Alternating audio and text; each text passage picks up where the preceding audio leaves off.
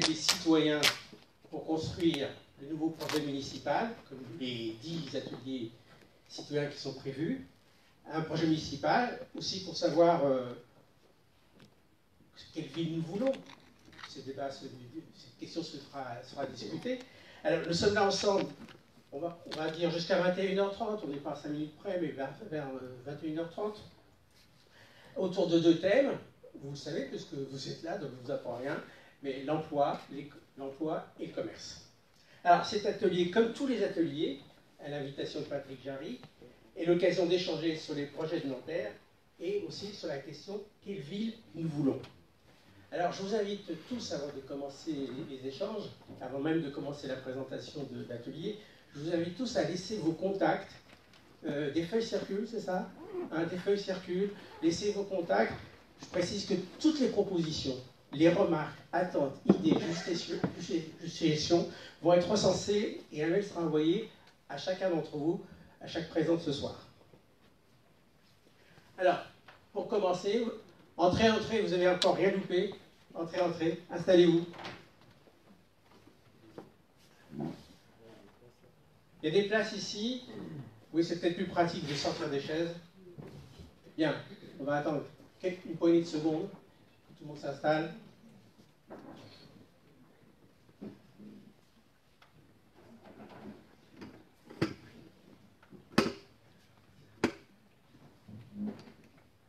Voilà. Installez-vous. Alors, pour ceux et celles qui viennent juste d'arriver, il y a une feuille qui circule. C'est pour laisser vos coordonnées afin que vous soyez informés de tout ce qui s'est discuté ici, des propositions, les remarques, les observations, les idées. Et vous recevrez tous un mail. Voilà. Tout le monde est au même niveau d'information. Alors, on va vite dans le vif du sujet. Une première partie pour présenter le thème. Et pour commencer, Patrick Jarry, dites-nous pourquoi, d'emblée, tout de suite. Je vous tends un micro. Tout de suite, pourquoi vous avez installé ces 10 ateliers?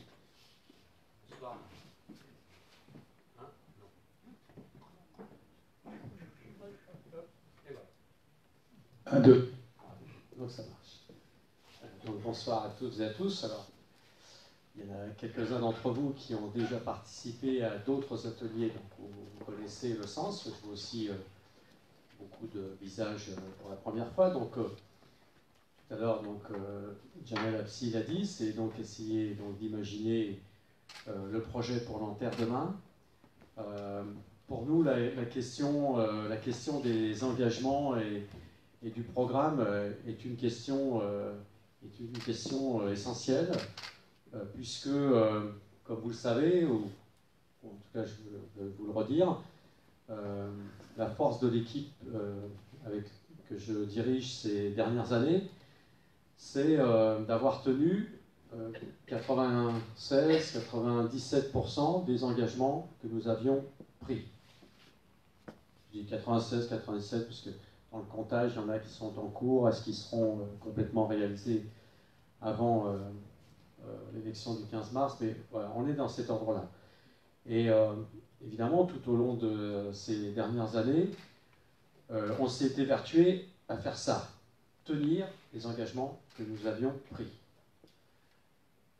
Pas facile, puisque dès qu'on a été élu, l'équipe du président de la République de l'époque, qui était François Hollande, décide, dès le lendemain de l'élection, on est élu en mars, dès le mois de juin, il nous annonce qu'on va avoir une baisse de la dotation globale que la ville a chaque année de l'État pour faire le budget. Donc d'ailleurs, on est passé de 18 millions de ce qu'on appelle la dotation globale de fonctionnement à quasiment 2 millions cette année. 18, 2. Donc, 16 millions de moins. Voilà. Donc la descente était énorme, et puis en même temps la montée des fonds de péréquation, c'est-à-dire les fonds qu'on reverse pour d'autres communes qui ont moins de ressources que nous. Mais au total, donc, la ville de Nanterre, elle a, d'une borne à l'autre, elle a perdu 35 millions d'euros, mais si on prend sur la totalité du mandat, c'est quasiment 150 millions d'euros qui ont manqué. Pour que vous ayez un ordre de grandeur, 150 millions d'euros, le budget de fonctionnement de la ville, c'est 185-190 millions d'euros. C'est presque comme si on avait dû effacer une année de revenus, donc de ressources pour la ville. Donc évidemment, tenir les engagements, c'était et c'est particulièrement difficile. Mais en tout cas, il nous semble que c'est essentiel dans la démocratie. Et que si, pour une part sans doute, des habitants aujourd'hui ne votent plus ou se désintéressent du vote, sans doute, et qu'on parle de crise politique, c'est sans doute à cause de cela. C'est-à-dire notamment de présidents qui, au cours de ces dernières décennies, se sont engagés sur des objectifs, ont dit aux Français on va faire cela, et puis ne l'ont pas fait. Voilà. Donc pour nous, l'objectif avec ces réunions de quartier autour du projet, c'est pas simplement pour engranger des idées, puis on les reverra, on les reverra pas, etc. C'est effectivement pour faire un travail minutieux avec toutes les propositions, et puis proposer aux Nantériens un programme sur lequel on s'engage, qu'on s'engage à faire. Voilà. Hein, puisqu'on est...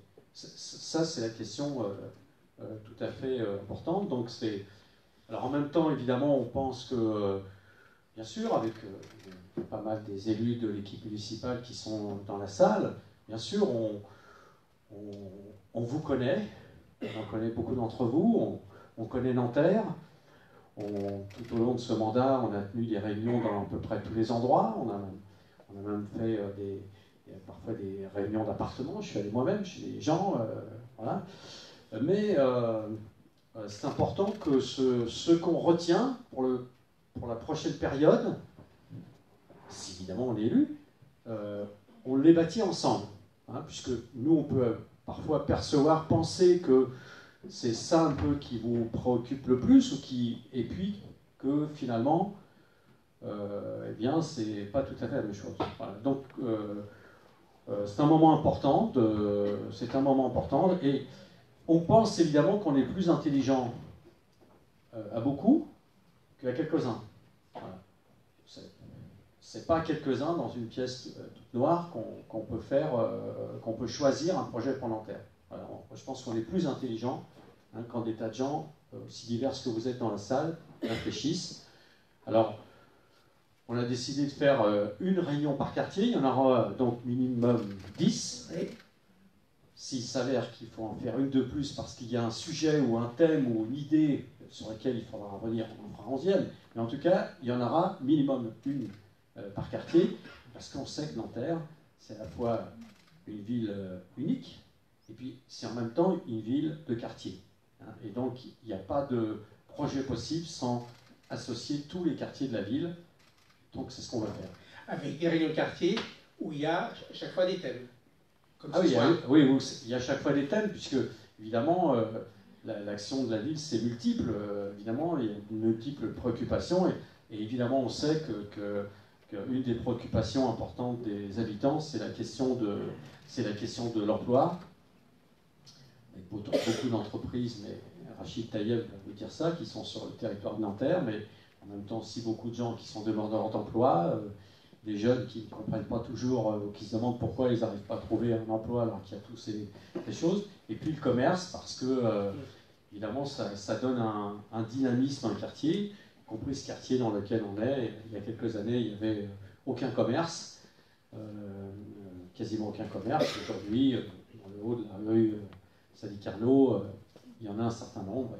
Peut-être on échangera d'ailleurs pour savoir comment finalement les commerces s'installent, pourquoi ils s'installent là, comment ça se passe, comment ils arrivent à y rester, qu'est-ce qui fait qu'on peut parvenir à avoir aujourd'hui en commerce et artisans 1634 commerces et artisans, alors qu'il y en avait 850 à Nanterre dans la fin des années 2010, dans les années 2010. Donc voilà.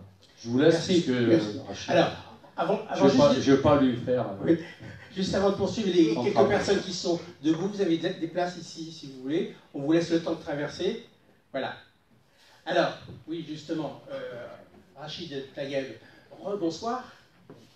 Vous êtes adjoint au maire, chargé de l'emploi, du développement économique et du commerce. Je pense que c'est un scoop pour personne. hein, c'est juste pour le redire. Alors vous êtes donc bien placé, Architayeb, pour poursuivre cette présentation. C'était prévu, c'est normal. Présentation de cet atelier. Alors dites-nous, sur la question de l'emploi, sur la question de commerce, dites-nous quelques mots, notamment quel bilan, quelle perspective, quelle proposition, comment tout ça, ça peut se développer, et puis avec ce qu'on sait de Nanterre, à savoir qu'une ville dynamique, est-ce que ça peut bénéficier, ce dynamisme, à l'emploi. Alors, présentation de ce thème. Prenez un micro. Allez. Et en plus, il y a des visuels. Je réponds à la question. Et Oui. Le PowerPoint, je peux le commenter. Vous avez juste un cadrage. Après, l'idée, comme l'a dit M. le maire, c'est de laisser le débat, recueillir vos avis, répondre à vos questions et dans l'espoir de construire un très bon projet avec vous tous. Donc voilà. Comme ça, moi, quand j'ai pris ma délégation, Patrick Jarry, ici présent, le maire de Nanterre, il m'a dit, le jour où on a eu le premier entretien, il m'a expliqué quelque chose. Il me dit deux choses. Une ville où les gens travaillent et une ville où les gens ne travaillent pas, c'est pas la même. Bon, et ça paraît évident. Et la deuxième chose, une ville où il y a des commerces et une ville où il n'y a pas de commerce, c'est pas la même chose non plus. Parce qu'au-delà, au cours de quelques discussions, j'ai fini par comprendre ce qu'il y a derrière ces deux éléments d'une ville, au-delà de l'offre, par exemple, de commerce, parce qu'on peut acheter in fine sur Internet, pourquoi pour le commerce de proximité, c'est le lien social. Et l'emploi, il est utile de s'étaler sur l'importance pour chacun d'avoir un emploi pour subvenir à ses besoins et prévoir un avenir pour lui et sa famille. Donc voilà ce que je peux dire sur le fond, ce qui nous anime. Pourquoi, bien que l'emploi, ce n'est pas une compétence de la ville, c'est l'État, surtout depuis 2010. Et on a subi des baisses de moyens, la suppression de beaucoup de dispositifs. Nous, on est une des villes à garder encore une maison d'emploi et de la formation. Je reviendrai tout à l'heure sur combien la ville de Nanterre met financièrement sur cette question et dans quel dispositif, comment ils vont filer, comment les choses sont organisées. Donc voilà ce que je peux dire. Et la deuxième chose, la mission que j'ai eue, il me dit à chaque fois, le maire, il me dit à chaque fois, je lui dis on va à telle entreprise qui s'installe à Nanterre, c'est bien. Et la première question, il me dit combien de Nanterriens, qu'est-ce qu'ils font pour les Nanterriens? C'est toujours la question, avant de leur dire bonjour, combien de Nanterriens, qu'est-ce que vous apportez pour Nanterre? Vous venez, c'est bien, mais qu'est-ce que ça apporte aux Nanterriens? Pourquoi? Parce que si on développe la ville sans les Nanterriens, fatalement, ça sera contre eux. D'où notre stratégie de diversifier et les commerces et le tissu économique. Et comme ça, ça permet à chacun de maximiser ses chances de trouver un emploi sur notre territoire, sur notre ville. Un chiffre, on comparera tout à l'heure à d'autres villes, il y a plus de 31% de Nanterriens qui travaillent à Nanterre, dans le public et le privé, par rapport à Courbevoie, Orwell, qui sont à peu près à 23%. 30% qui n'ont pas de gros problèmes de transport pour aller au boulot. Tant mieux pour l'écologie, d'ailleurs. Alors, voilà, merci pour cette présentation, merci à vous deux. Alors, la présentation brève, on va passer maintenant à l'échange avec vous tous, vous toutes. On pourrait évoquer plusieurs aspects, j'en cite juste quelques-uns, comme vient de le dire Architayeb. Vous voulez ajouter? Non, c'est juste pour on s'était donné la peine de faire un PowerPoint pour donner voilà, des lignes, les axes sur lesquels nous travaillons au quotidien, avec, à savoir avec les commerces, l'emploi ou l'économie sociale et solidaire. Vous allez voir, on aura les chiffres tout à l'heure peut-être, il y a beaucoup d'entreprises et beaucoup d'emplois dans ces secteurs. Puisque vous avez le micro, gardez le micro. On a commencé le tour, donc tout va bien. Est-ce que vous voulez poursuivre sur l'aspect économique? Les quelques chiffres que vous voulez nous donner? Oui, donner des lignes et comment ça s'organise à défaut, parce qu'il faut couper la tête juste à une idée reçue que la ville pourrait imposer aux entreprises de recruter ou à quelqu'un qui a une cellule commerciale de la louer à tel ou à tel, sauf ou d'avoir un tel ou tel commerce, sauf dans certains endroits comme le centre-ville où il y a un périmètre de protection qu'on a élargi au quartier du Parc et au quartier université. En revanche, on peut négocier, on peut donner envie aux gens de travailler avec nous, de faire le pari de Nanterre et du Nanterrien. Et donc c'est pour ça qu'on s'était attelé à soutenir fortement le commerce. Monsieur le maire a donné les chiffres, on est désormais la première ville des Hauts-de-Seine en la matière. Jusque-là, c'était Boulogne-Billancourt. Et aussi développer le secteur d'économie sociale et solidaire et essayer de faire la mixité entre les grosses entreprises et les petites entreprises et de créer un écosystème. On essaye de faire travailler les Nanterriens avec les Nanterriens. On dit par exemple au grand compte, quand on a des petits artisans, des petites boîtes, notamment d'économie sociale et solidaire, qui peuvent leur assurer certaines tâches, faute de leur demander de leur imposer, on les incite à les consulter pour leur donner l'occasion à répondre au marché de leurs prestations en général. Et sur l'emploi, on est devenu la première ville, je pense maintenant, on a inventé quelque chose d'extraordinaire, le plus gros volume a commencé avec l'ARENA, à savoir les heures d'insertion dans les chantiers que vous voyez pratiquement, dans les chantiers que vous voyez sur tout Nanterre, toutes les grues que vous voyez, dites-vous à chaque fois, il y a au minimum 5% de volume horaire qui est réservé aux Nanterriens les plus vulnérables, qui sont accompagnés par notre maison de l'emploi. Quel chiffre? On a prévu de faire 100 000 sur l'ARENA, on a fait 150 000 juste dans la construction. Et là, notre maison de l'emploi et de la formation, il a eu un appel d'offres qui est 400 000 emplois avec 4 000 heures. 400 000 heures d'emploi d'insertion avec la Garéole, parce que c'est elle qui a eu pour le 92 et le 75.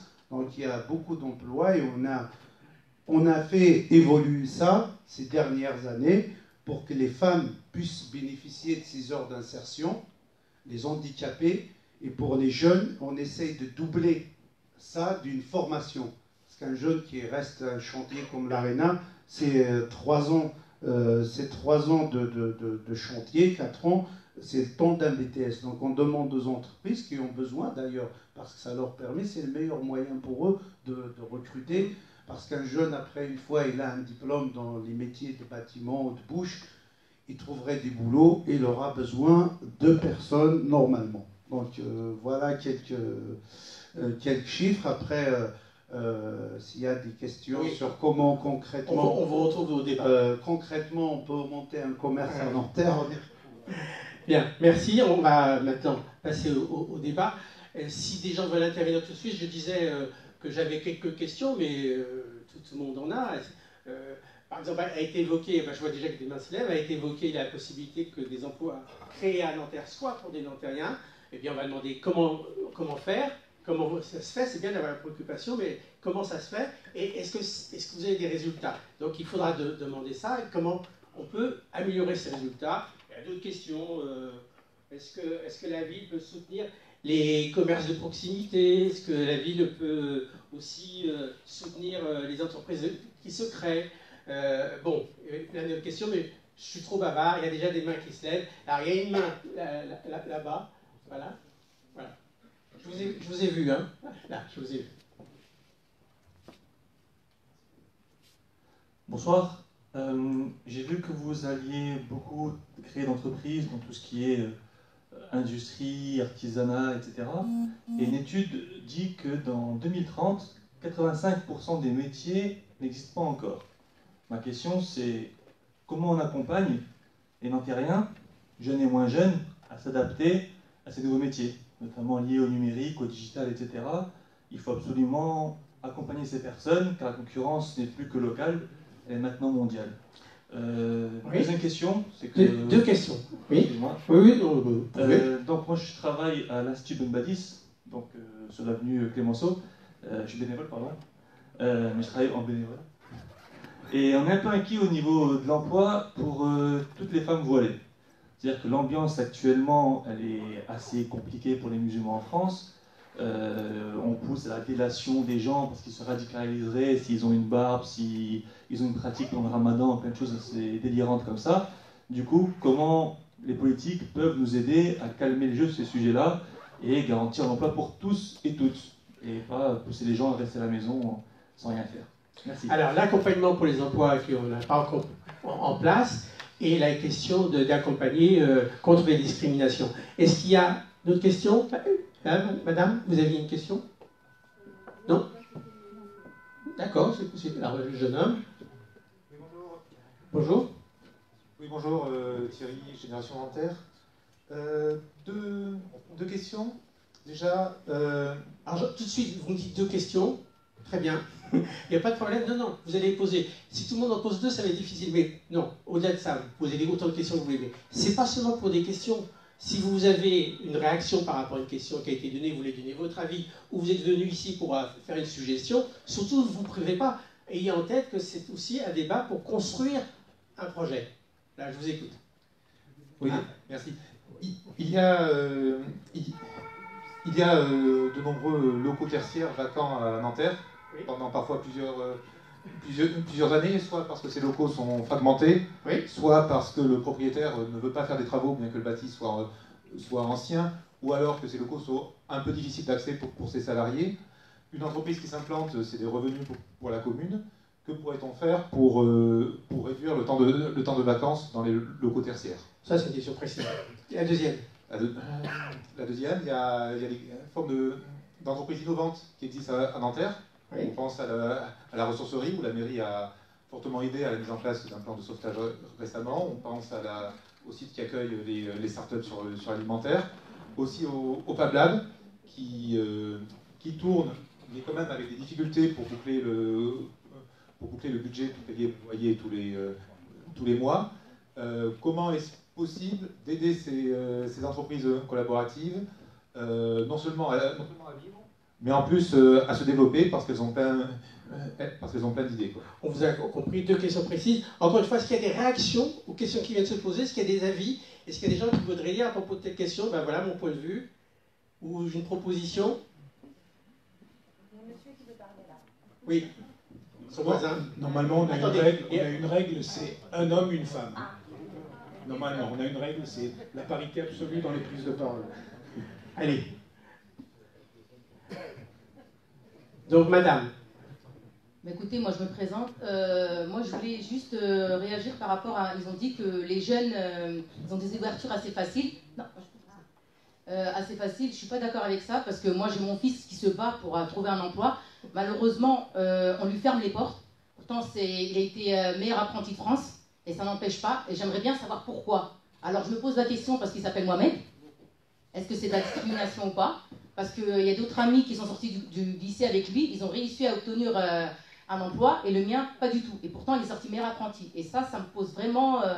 j'arrive pas à comprendre. Et on dit qu'il y a plusieurs sociétés qui ont été ouvertes, plusieurs entreprises qui ont été ouvertes, et pourtant, je pense qu'il y a de la discrimination partout. Et même par rapport au voile, je reviens au monsieur, je suis tout à fait d'accord avec lui. J'ai mis 4 ans pour trouver un emploi, et ce qui n'est pas normal. Merci pour votre témoignage, madame. D'autres remarques, d'autres points de vue? Voilà. Voilà. Deux dames de suite, mais c'est exceptionnel. Allez. Deux. Allez-y. Oui, bonjour à tout le monde. Je me présente, je suis Sophie Gourde. Donc, depuis un mois, je fais partie d'un nouveau programme de recherche d'emploi. Ouais. Voilà. Qui s'appelle les entreprises éphémères. Donc ce programme, comme son nom l'indique, est éphémère. Donc il dure 7 semaines. Donc on va terminer le 31 octobre. Et donc vous l'aurez bien compris cette fois-ci, donc il se situe sur le territoire de Nanterre, à la place de la Bouche, au-dessus du pôle emploi. Et donc il s'agit de mettre en relation une cinquantaine de personnes en recherche d'emploi active et les entreprises qui ont besoin de leur talent. Voilà. Alors, donc on a différents secteurs, on vit comme une entreprise, donc on a différents secteurs, on a de la prospection de terrain, de la prospection téléphonique, le call center, on a aussi du web et on a un service ressources humaines. Voilà. On vit vraiment, donc on est de 9h du matin jusqu'à 17h30, 18h voilà, dans l'entreprise. Et donc, voilà, donc on a en plus tous les profils, tous les talents, comme je l'ai indiqué tout à l'heure.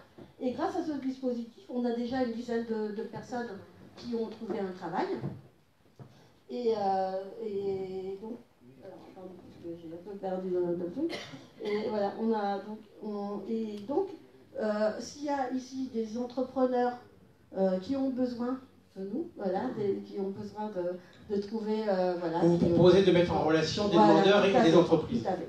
Et alors, ce que je veux vraiment ajouter, c'est que c'est vraiment grâce, ici, là, vraiment grâce à la mairie de Nanterre, puisque c'est des mairies qui proposent vraiment, qui acceptent de faire, de donner leurs locaux, de prêter leurs locaux pendant ces 7 semaines.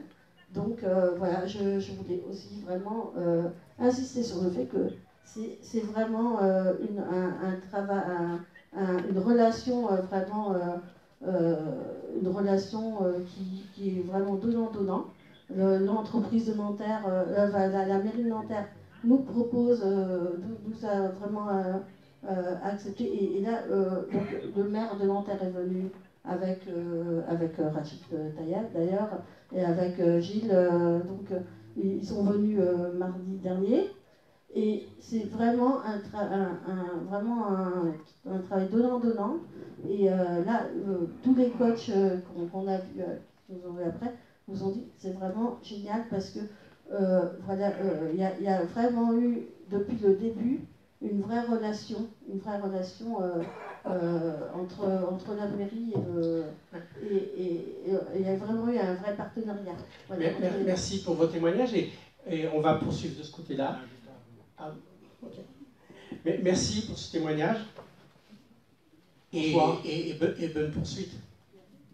Bonsoir, Hassan, je suis dans le quartier du Parc Sud, j'habite Nanterre depuis 35 ans et 24 ans avec l'association L'Amicale Sportive de Nanterre. J'étais ambassadeur dans le quartier lors des assises et c'était une très bonne idée parce que cela nous permettait de relayer les informations de la population parce qu'il y a des gens qui ne vont jamais vers les institutionnels pour s'exprimer. Ils ont un peu peur, ils sont gênés, ils sont timides. Et donc je pense que ce serait une très bonne idée de recréer le système des ambassadeurs pendant ces réunions. Et pour les questions qui n'auraient pas été invoquées lors de ces débats. Et ensuite, je veux évoquer le problème des sociétés en start-up. Est-ce que la ville envisagerait de créer des locaux en pépinière pour ces start-up nantériennes exclusivement? Parce que je sais qu'il y a la société éthique, déjà, sur Nanterre, mais il y a des gens de certains quartiers qui ne peuvent pas y aller. Il n'y a pas de la place pour tout le monde, déjà. Et puis ce serait bien dans certains quartiers comme le parc Nord-Sud et quartier des Champierreux, s'il y avait des locaux disponibles. Bon, je pense que la question a été entendue, n'est-ce pas? La question a été entendue. Oui. Voilà. Alors, monsieur, voilà. Merci. Moi, ce que je voudrais... Question, excusez-moi, question et proposition. Parce qu'il y a une proposition avant. Oui, je vous écoute, excusez-moi. C'est bien que vous leviez, c'est bien, parce qu'on entend mieux. Non seulement je me lève, et puis je m'appelle Hugo. Je suis chanteur, je voudrais réussir ma vie. Je m'appelle Hugo. Moi, je voudrais partager une colère peut-être un petit peu moins précise que les interventions précédentes. Vous m'en excuserez. C'était des interventions, moi, qui m'ont appris et qui m'ont fait réfléchir, mais c'est une colère que je voulais partager, parce qu'on a vu un petit peu dans la présentation, et ça reviendra, je pense, sur le fait que la ville, elle fait beaucoup pour corriger ce que le gouvernement ne fait pas. On parlait par exemple de la maison de l'emploi et de l'insertion, on est en plein dedans, ce qu'un gouvernement aidant devrait faire, et ce que du coup à Nanterre on fait pour accompagner les populations. Non seulement ça, mais en plus le gouvernement il aggrave les problèmes d'emploi et les questions de chômage. Je pense par exemple à des choses comme la réforme des retraites, où en demandant aux anciens de rester plus longtemps dans l'emploi, on empêche évidemment les plus jeunes d'y entrer, ou à des réformes qui facilitent les licenciements. Évidemment, quand on facilite le fait que les gens se fassent virer, on aggrave les problèmes de chômage. Sur la formation et sur l'éducation, c'est pire. puisqu'on a par exemple ce qui est arrivé dans l'éducation nationale et qui donne un peu une idée de la situation avec cette directrice d'école, vous avez entendu, ça se passe tellement mal que des gens se suicident, quoi. Bon. On est dans une situation grave et le gouvernement, c'est des choses graves qu'il fait. Je donne ces exemples et je m'alourdis un petit peu, mais pour qu'on mesure qu'il ne s'agit pas simplement de choses qui se passent dans les couloirs de l'Assemblée nationale, mais que ça nous concerne et que ça touche nos vies. Ces réformes qui sont prises et qui font du mal à l'emploi. C'est des choses graves qui se passent. Et là, j'ai appris cette semaine que le parti du gouvernement, La République En Marche, ils proposent qu'un certain monsieur, alors je l'ai noté parce que je ne le connais pas, monsieur Adam Ouboui, qui soit maire. Ils ont dit, ben voilà, nous on propose que ce soit lui qui soit maire, pas Patrick Jarry. Et ce monsieur Ouboui, il a communiqué directement en disant, ben voilà, moi j'arrive, et ce que je veux faire, c'est réinventer Nanterre, parce que Nanterre n'est pas assez bien, évidemment. Il la connaît sans doute un peu mal. Et ça, c'est quelque chose que je voulais partager, parce que ça me met en colère que ces gens nous pourrissent la vie, montent des réformes qui nous pourrissent la vie, et derrière viennent nous dire qu'on n'est pas assez bien et qu'il faudrait nous réinventer. Moi, j'aimerais que ces gens commencent par s'excuser, commencent par venir ici, par exemple, ce soir, et nous dire, bon voilà, effectivement, on a saccagé un petit peu le quotidien des gens avec la réforme des retraites, avec les ordonnances, etc., etc. On s'excuse, on va essayer d'aider à ce que ça se passe mieux, au lieu de donner des leçons, et peut-être que s'ils se comportent comme ça, on écoutera ce qu'ils ont à dire sur la mairie. Voilà un point de vue. Alors, le microphone. Alors, juste derrière vous, il arrive. Au risque d'être lourd, on attend aussi des suggestions, des propositions. Hein. Toutes mes excuses. Allez-y. Bonsoir à tous. Je suis ravi d'être parmi vous ce soir. Alors, moi, je voulais intervenir... Oui, parce que franchement, on entend beaucoup mieux. Merci. Je voulais intervenir au niveau de l'emploi. C'est vrai que la ville s'investit pour les chômeurs et surtout la priorité aux non-terriens. Malheureusement, bien sûr, on se réjouit qu'on ait la maison de l'emploi, c'est une très bonne chose. Malheureusement, ce que j'ai entendu dans les gens que je connais, c'est que parfois les conseils et les accompagnements ne sont pas souvent adaptés à, par exemple, le parcours du demandeur d'emploi ou les besoins du marché d'emploi. Donc, ce que je propose, c'est qu'on doit aller plus loin dans une formation plus ciblée. Pas une formation, c'est un accompagnement pour rapprocher le demandeur d'emploi du marché d'emploi. Et bien sûr, il faut que le demandeur fasse un effort. On connaît la crise, mais d'un côté, quand il est bien conseillé, souvent, il finit quand même par trouver un emploi. Alors, votre proposition, c'est de faire encore plus d'efforts pour l'accompagnement. Oui. Juste un autre élément, par exemple, au niveau de l'insertion, il y a des personnes qui ont, par exemple, ils ont un arrêt de travail pour une raison ou une autre, par exemple les mères pour élever leurs enfants. Malheureusement, quand elles reviennent sur le marché de l'emploi, ils ont vraiment beaucoup de difficultés. Et je crois que la ville, si elle s'investit de ce point de vue-là, ça serait vraiment formidable parce que c'est un vrai enjeu. Ce n'est pas, on n'a pas de baguette magique, bien sûr, mais les bonnes volontés sont toujours très appréciées. Deux propositions, très bien, merci. Voilà. Alors, tout près de vous. Oui, voilà. Merci de vous lever, merci. Bonsoir, je suis commerçante dans le centre-ville de Nanterre depuis 3 ans, donc je suis très heureuse d'être à Nanterre, c'est grâce à Madame Farzad d'ailleurs et à Monsieur Tayeb. Donc tout allait bien, j'ai été très bien accueillie par les Nantériens.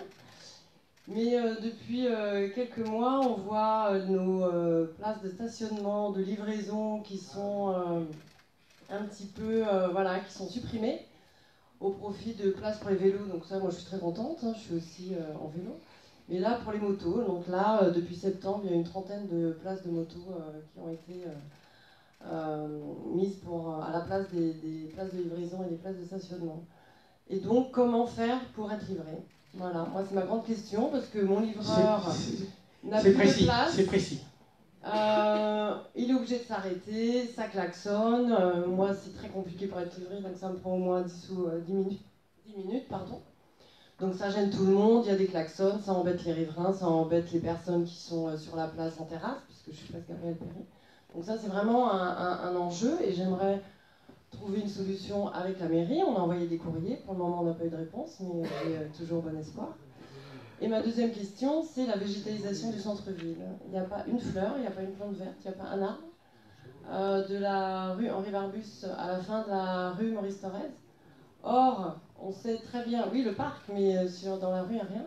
Or on sait très bien que d'une part, on a besoin de végétaliser pour tout ce qui est assainir l'air, tout ce qui est aussi température, etc. On a enregistré donc au mois d'août 50 degrés Celsius rue Henri Barbus, qui est quand même intenable. Et ça rendrait aussi un centre-ville beaucoup plus dynamique, beaucoup plus accueillant, beaucoup plus chaleureux. Donc voilà, donc j'aimerais aussi qu'on trouve ensemble des solutions. Je suis également secrétaire de l'association des commerçants du centre-ville de Nanterre. Donc on est très impliqués cette année avec Laurette Lucine. Donc on a envie de travailler ensemble, on est ensemble avec vous. Donc on a hâte d'avoir des rendez-vous avec la mairie. Très bien. Gilles, ici. Je vous ai vu, je vous ai vu. Oui, promis. Promis. Après, c'est moi. D'accord. Bonjour. Bonjour. Est-ce que vous pouvez vous... Non, d'accord. Bonjour, voilà, je suis à Nanterre, le parc de Nanterre. Et je suis très heureux d'être à Nanterre, c'est une ville très agréable et que j'aime beaucoup. Et moi, j'ai une proposition qui me tient vraiment. Nous avons la chance d'être à côté d'un pôle attractif de grande qualité, la Défense. Donc, c'est un des pôles le plus grand en Europe et le plus grand en France. Et donc, je demande à M. le maire et la municipalité, dans leur programme, d'aller voir ces entreprises, ces cadres, et chercher des personnes, des cadres ou des chefs d'entreprise qui vont faire des tutorats avec nos jeunes de quartier, surtout les quartiers du parc, des cadres de bonne volonté qui viennent avec des forums ou qui font des rencontres avec la mairie pour pouvoir devenir tuteur de 3 jeunes, s'ils peuvent, ou 2, en fonction de leur temps. Au moins leur montrer comment fonctionnent les affaires à la Défense ou dans d'autres domaines, parce que nous avons quand même la chance d'être à côté. Et peut-être ces jeunes vont avoir des idées et aimer ce monde d'affaires, ce monde de travail.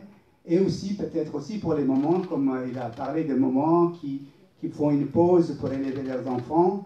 Et c'est très difficile pour s'insérer professionnellement. Peut-être aussi, ils peuvent avoir des tutorats ou des cadres ou des personnes qui travaillent en défense et qui créent en quelque sorte des liens. Et il essaye monsieur le maire, il essaye de trouver le maximum de personnes de bonne volonté qui peuvent venir dans notre quartier, surtout on est dans le parc. Ils font des sports tous les jours, des centaines, ils courent dans le parc et qui viennent au stade Jean Guigné et ils peuvent aider nos enfants qui sont sur l'avenue Pablo Picasso tous les soirs et leur dire voilà, c'est pas très compliqué de travailler, de s'insérer. Il leur montre comment fonctionnent les grands tours magnifiques qui sont extraordinaires à côté de nous. Certains n'ont jamais mis les pieds là-dedans, n'ont jamais vu ces ascenseurs, qui est un confort, quelque chose d'extraordinaire.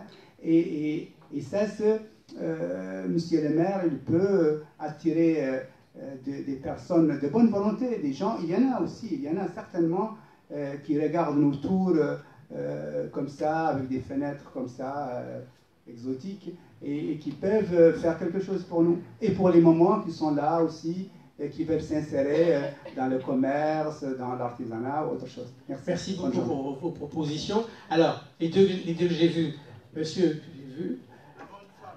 Voilà, non, c'est pas grave. Gilles, c'est pas grave, on peut c'est pas grave, parce que vous êtes d'accord? Voilà, c'est même vous qui l'avez dit, c'est ça? Oui, voilà.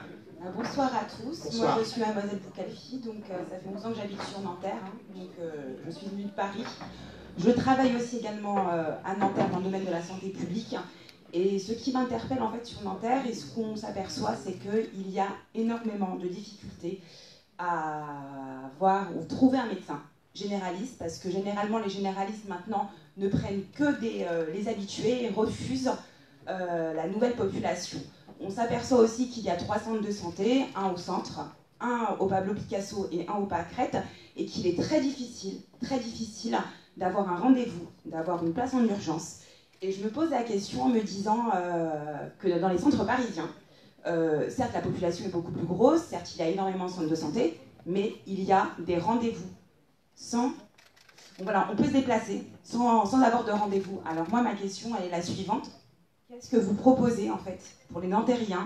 Qu'est-ce que vous pouvez faire pour nous? Qu'est-ce que vous pouvez voilà, parler auprès des médecins généralistes, créer un nouveau centre de santé? Il y a un centre qui vient de se mettre sur l'avenue Georges Clémenceau, un centre médical, mais il n'y a que 2 médecins généralistes et il est très difficile d'avoir aussi un rendez-vous. Donc voilà. Très bien. Alors, au fond, oui, je vous ai vu. Hein, il y a un monsieur après, et après c'est vous. Bonsoir, moi c'est Rachid Abdouni, donc je suis le président de l'Institut Ben Badis. Donc je précise... Vous êtes venu à plusieurs? Toujours. C'est une grande symbolique. On l'entend. Allez-y. Merci. Donc du coup, l'Institut Ben Badis est géré par 2 associations. Donc la partie culturelle, qui est Irshad, et la partie orientation, qui est donc l'association qui gère donc, tout ce qui est emploi. Et donc aujourd'hui, l'Institut est doté donc, de 70 salariés. Et donc il y a bien sûr des mi-temps, des plein temps. Je parle de ça parce que je voudrais revenir sur un peu la genèse de cette association. Donc au départ, très rapide alors. Parce que oui, dès que non, mais j'entends c'est pas une genèse qui la va durer 3 genèse de... Oui, oui, ne vous inquiétez pas. Merci. Merci. Au départ, on était avec le Pôle emploi et on échangeait sur justement comment créer des emplois. Et donc on avait les emplois aidés à l'époque qui ont été supprimés, qui nous permettaient, nous, bien sûr, de former les personnes pour pouvoir après, ensuite, les embaucher.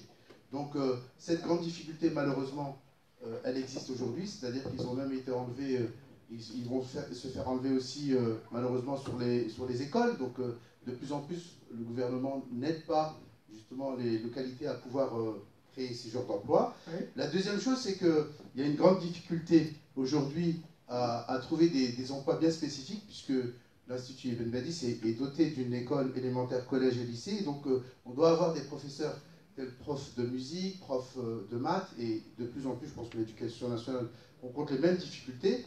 Ça aussi, c'est une grosse galère pour nous, je voulais aussi l'exprimer, parce qu'aujourd'hui, cet institut qui est sur Nanterre, on ne sent pas que voilà, le Pôle emploi il est présent. Donc on ne sent pas qu'on lui met à disposition des offres d'emploi réelles. Pourtant, on en fait passer des offres d'emploi. Voilà, c'était... C'est entendu. C'est entendu. Alors, il y a monsieur. J'avais repéré à cause de la casquette. Bon, il y en a pour pas longtemps. Bonsoir à tous déjà. Je me présente, je m'appelle Amin Razik, j'ai 18 ans, j'habite à Nanterre. Je voulais parler des étudiants, parce que voilà, récemment j'ai passé mon bac et je ne l'ai pas eu. Et comme voilà, on m'a accepté dans aucun lycée et ma candidature n'a pas été retenue. Et voilà, et je voulais pas rester un an à rien faire. Du coup, j'ai postulé dans plusieurs entreprises, mais aucune m'a contacté. Et du coup, voilà, comme il y a beaucoup de jeunes qui sont dans mon cas, et des étudiants aussi, et que voilà, je ne vais pas vous cacher qu'ils ont arrêté l'école, qu'ils sont partis fumer, boire, vendre, etc., qui sortent le soir et qui rentrent à je sais pas quelle heure. Et voilà, je trouve qu'on n'en parle pas assez, parce que quand j'apprends qu'il y a plus de 10 000 jeunes qui ont leur bac ou sans leur bac, qui ne trouvent aucun lycée, je me dis que un peu, quand même c'est grave ce qui se passe. Oui. Parce que je me dis que c'est pas normal. Après, il y a des parents qui s'inquiètent pour leurs élèves, pour leurs enfants, excusez-moi, et qui, voilà, qui partent un peu en vrille. Et je me dis que quand même c'est grave, ça va un peu loin. Et je me dis qu'on ne fait pas grand-chose pour ces étudiants-là, on ne fait pas le nécessaire. Et voilà, et je voulais précisément me retourner vers le maire pour lui demander si... comment dire ça? S'il n'a pas une solution, qu'est-ce qu'il pourrait faire et comment il pourrait résoudre ce problème? Parce que là, ça devient vraiment urgent, ça devient vraiment grave. À ce point-là, que plus de 10 000 jeunes, quand même, n'aient pas le bac, n'y en a rien du tout. Et que je me dis qu'il y a des jeunes qui peuvent aller très loin dans les études, qui peuvent viser un doctorat, une licence, qui vont aller dans d'autres, comment dire ça, dans des grandes universités. Et que je me dis que voilà, on paye rien pour que ça se produise. Alors qu'il y a énormément d'élèves qui ont du talent, qui peuvent viser des grandes universités, des grands métiers, et que voilà, je me dis qu'on n'en parle pas assez. Et... Ouais. Merci pour votre témoignage. Je ne suis pas le seul à vous remercier. Le micro est là-bas, mais le temps que le micro est là-bas, donc doucement, je vais demander aux personnes qui sont à la porte, et il y a encore des gens dans le couloir, avancez un petit peu. Hein, il y a des chaises ici, avancez un petit peu. On peut prendre une interruption de 2 minutes pour que vous installiez. Voilà, il y a des chaises qui arrivent. Il n'y a aucune raison que personne soit moins installé que d'autres. Je vous demande 2 petites secondes avant votre intervention. Et puis après votre intervention, je vais demander aussi qu'il y ait quelques éléments de réponse, puisqu'il y avait beaucoup de questions. Hein, quelques éléments de réponse. Voilà. Il n'y a plus personne dans le couloir? Est-ce qu'il y a des personnes dans le couloir encore? Non? C'est bon? Alors voilà, installez-vous. Désolé pour cette interruption. On reprend. Attendez. Vous avez de la place ici, monsieur? Voilà. Vous avez 5-6 places d'un coup là-bas. Voilà. Hein, on vous laisse le temps d'y aller. Merci tout le monde. Merci. On vous écoute. Alors, je me présente, Mamadou Fati. Je suis à l'Inter depuis 93. J'ai quelques difficultés avec le thème de la soirée. Je sais pas. C'est l'emploi. Voilà. Je ne souhaite pas intervenir pour faire plaisir. Mais si on prend mes propos de manière critique, je crois que ce serait une bonne chose. En fait, moi j'ai créé ici une association et pendant 10 ans, je formais des femmes en difficulté dans le quartier Pablo Picasso. J'ai fait des résultats. C'est le département des Hauts-de-Seine qui était mon principal financeur en tant qu'association. Comment s'appelle votre association? Oui, c'est une vieille association, c'est une vieille histoire. Mais je ne suis pas venu pour régler des comptes. Je suis venu simplement que c'est la campagne qui a démarré. Donc voilà, on peut parler. Donc pas d'unanimisme. La seule chose que moi la question que je vous posais, c'est simplement quelle forme d'action, si demain, le maire actuel en exercice apporterait pour les créateurs l'accompagnement. Je sais que vous ne pouvez pas, les pouvoirs publics ne peuvent pas donner de l'argent plus frais, mais accompagner les créateurs, les idées. Voilà ce que je voulais vous dire. Mais je n'ai pas été gâté. Hein. En tant qu'association, je n'avais pas de pôle locaux associatif. Alors, je ne sais pas. Bon, mes enfants, j'ai éduqué 4 enfants ici. Bon, Dieu merci. Ils sont passés. Ils ont réussi. Je suis tranquille. Mais moi-même, je suis au chômage aujourd'hui. Je mène des actions, mais je n'ai jamais bénéficié quoi que ce soit. D'ailleurs, mon emploi, je l'ai perdu par mes amis de gauche. Voilà. Donc, au même moment où la droite m'aidait. Voilà, c'est ce que je voulais vous dire. On a entendu la question. Le micro, j'ai 2 secondes avant de faire. On va faire. Je vous ai vu. Il y a une série de propositions et les organisateurs, je suis sûr, vous en remercie, ils ont tous noté. Je sais qu'il y a une feuille qui circule pour noter vos coordonnées. Alors, comme il y a eu beaucoup de gens qui n'ont pas eu la feuille parce qu'ils étaient debout, remplissez cette feuille, ainsi vous recevrez par mail tout ce qui a été dit ce soir, une synthèse ou un recensement de ce qui a été dit ce soir comme proposition, comme question, comme suggestion. Donc, remplissez bien ces feuilles. Là, maintenant, je pense on reprendra, on n'a pas fini pour ce soir. On peut prendre un petit moment pour entendre les réactions des élus. Je pense à Rachid Tayeb, je pense au maire. Alors, très rapidement, il y a eu beaucoup de questions sur le soutien, l'accompagnement, le soutien à la création, le soutien à l'accompagnement aux jeunes, le soutien en termes de locaux, le soutien en termes de logistique. Bon, il y a eu beaucoup de questions. Il y a eu la question de la ségrégation.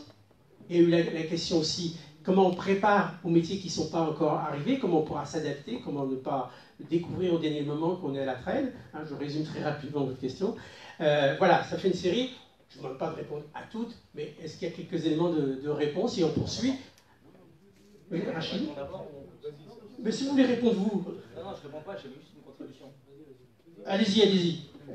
Bonsoir à toutes et à tous. Donc, moi, je m'appelle Samir.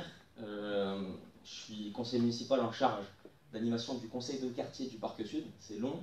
En gros, j'assure une sorte de courroie de transmission entre la ville, les habitants d'un quartier, et je copilote, entre guillemets, la transformation de ce quartier de 14 000 habitants.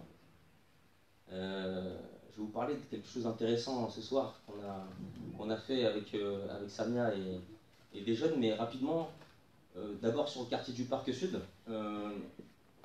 il est en train de se transformer justement pour recréer plusieurs formes de mixité, dont la mixité au niveau des commerces, la mixité au niveau de l'emploi, parce qu'à l'heure actuelle sur le quartier Pablo Picasso, on est plus sur de l'emploi qui est plus en périphérie qu'à l'intérieur, des commerces qui se ressemblent beaucoup.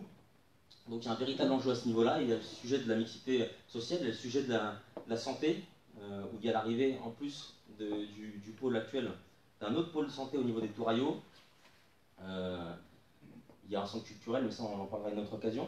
Et du coup, je voulais vous rappeler ça parce que c'est important à mesurer. Et hier, avec Samia Kasmi, qui est aussi conseillère municipale sur le quartier Picasso, on a rencontré un groupe de jeunes qui, quelque part, est un peu un sorte de reflet de nos jeunes à l'heure actuelle. C'est des jeunes qui, pour la plupart, ont réussi dans leur domaine. On avait quelqu'un qui était dans la finance, on avait des humoristes que vous devez connaître ici, on avait des réalisateurs, des journalistes, une quinzaine de jeunes. Et on leur a posé des questions sur toutes les thématiques.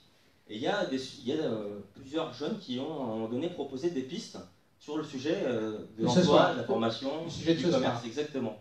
Et j'ai sélectionné avec Samia trois points qui sont intéressants à mon avis et qu'on souhaiterait peut-être mettre dans le prochain programme municipal. Tout d'abord, il y a un sujet autour de la mise en relation de l'offre et de la demande au niveau de l'emploi.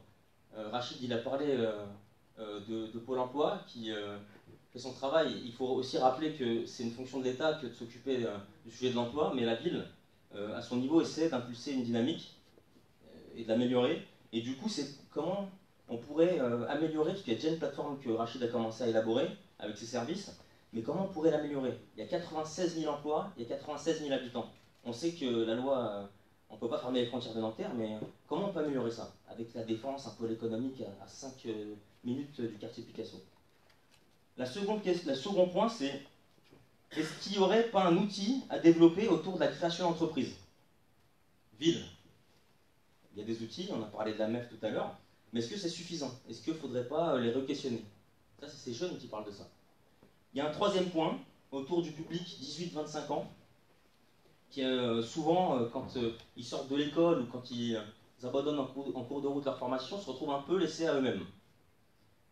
Qu'est-ce que la ville a comme moyen pour justement accompagner ces jeunes? On sait que le CNR ne peut pas accompagner tous les jeunes, il fait beaucoup. Le CIJ fait aussi un travail remarquable. C'est quoi le CNR? Non.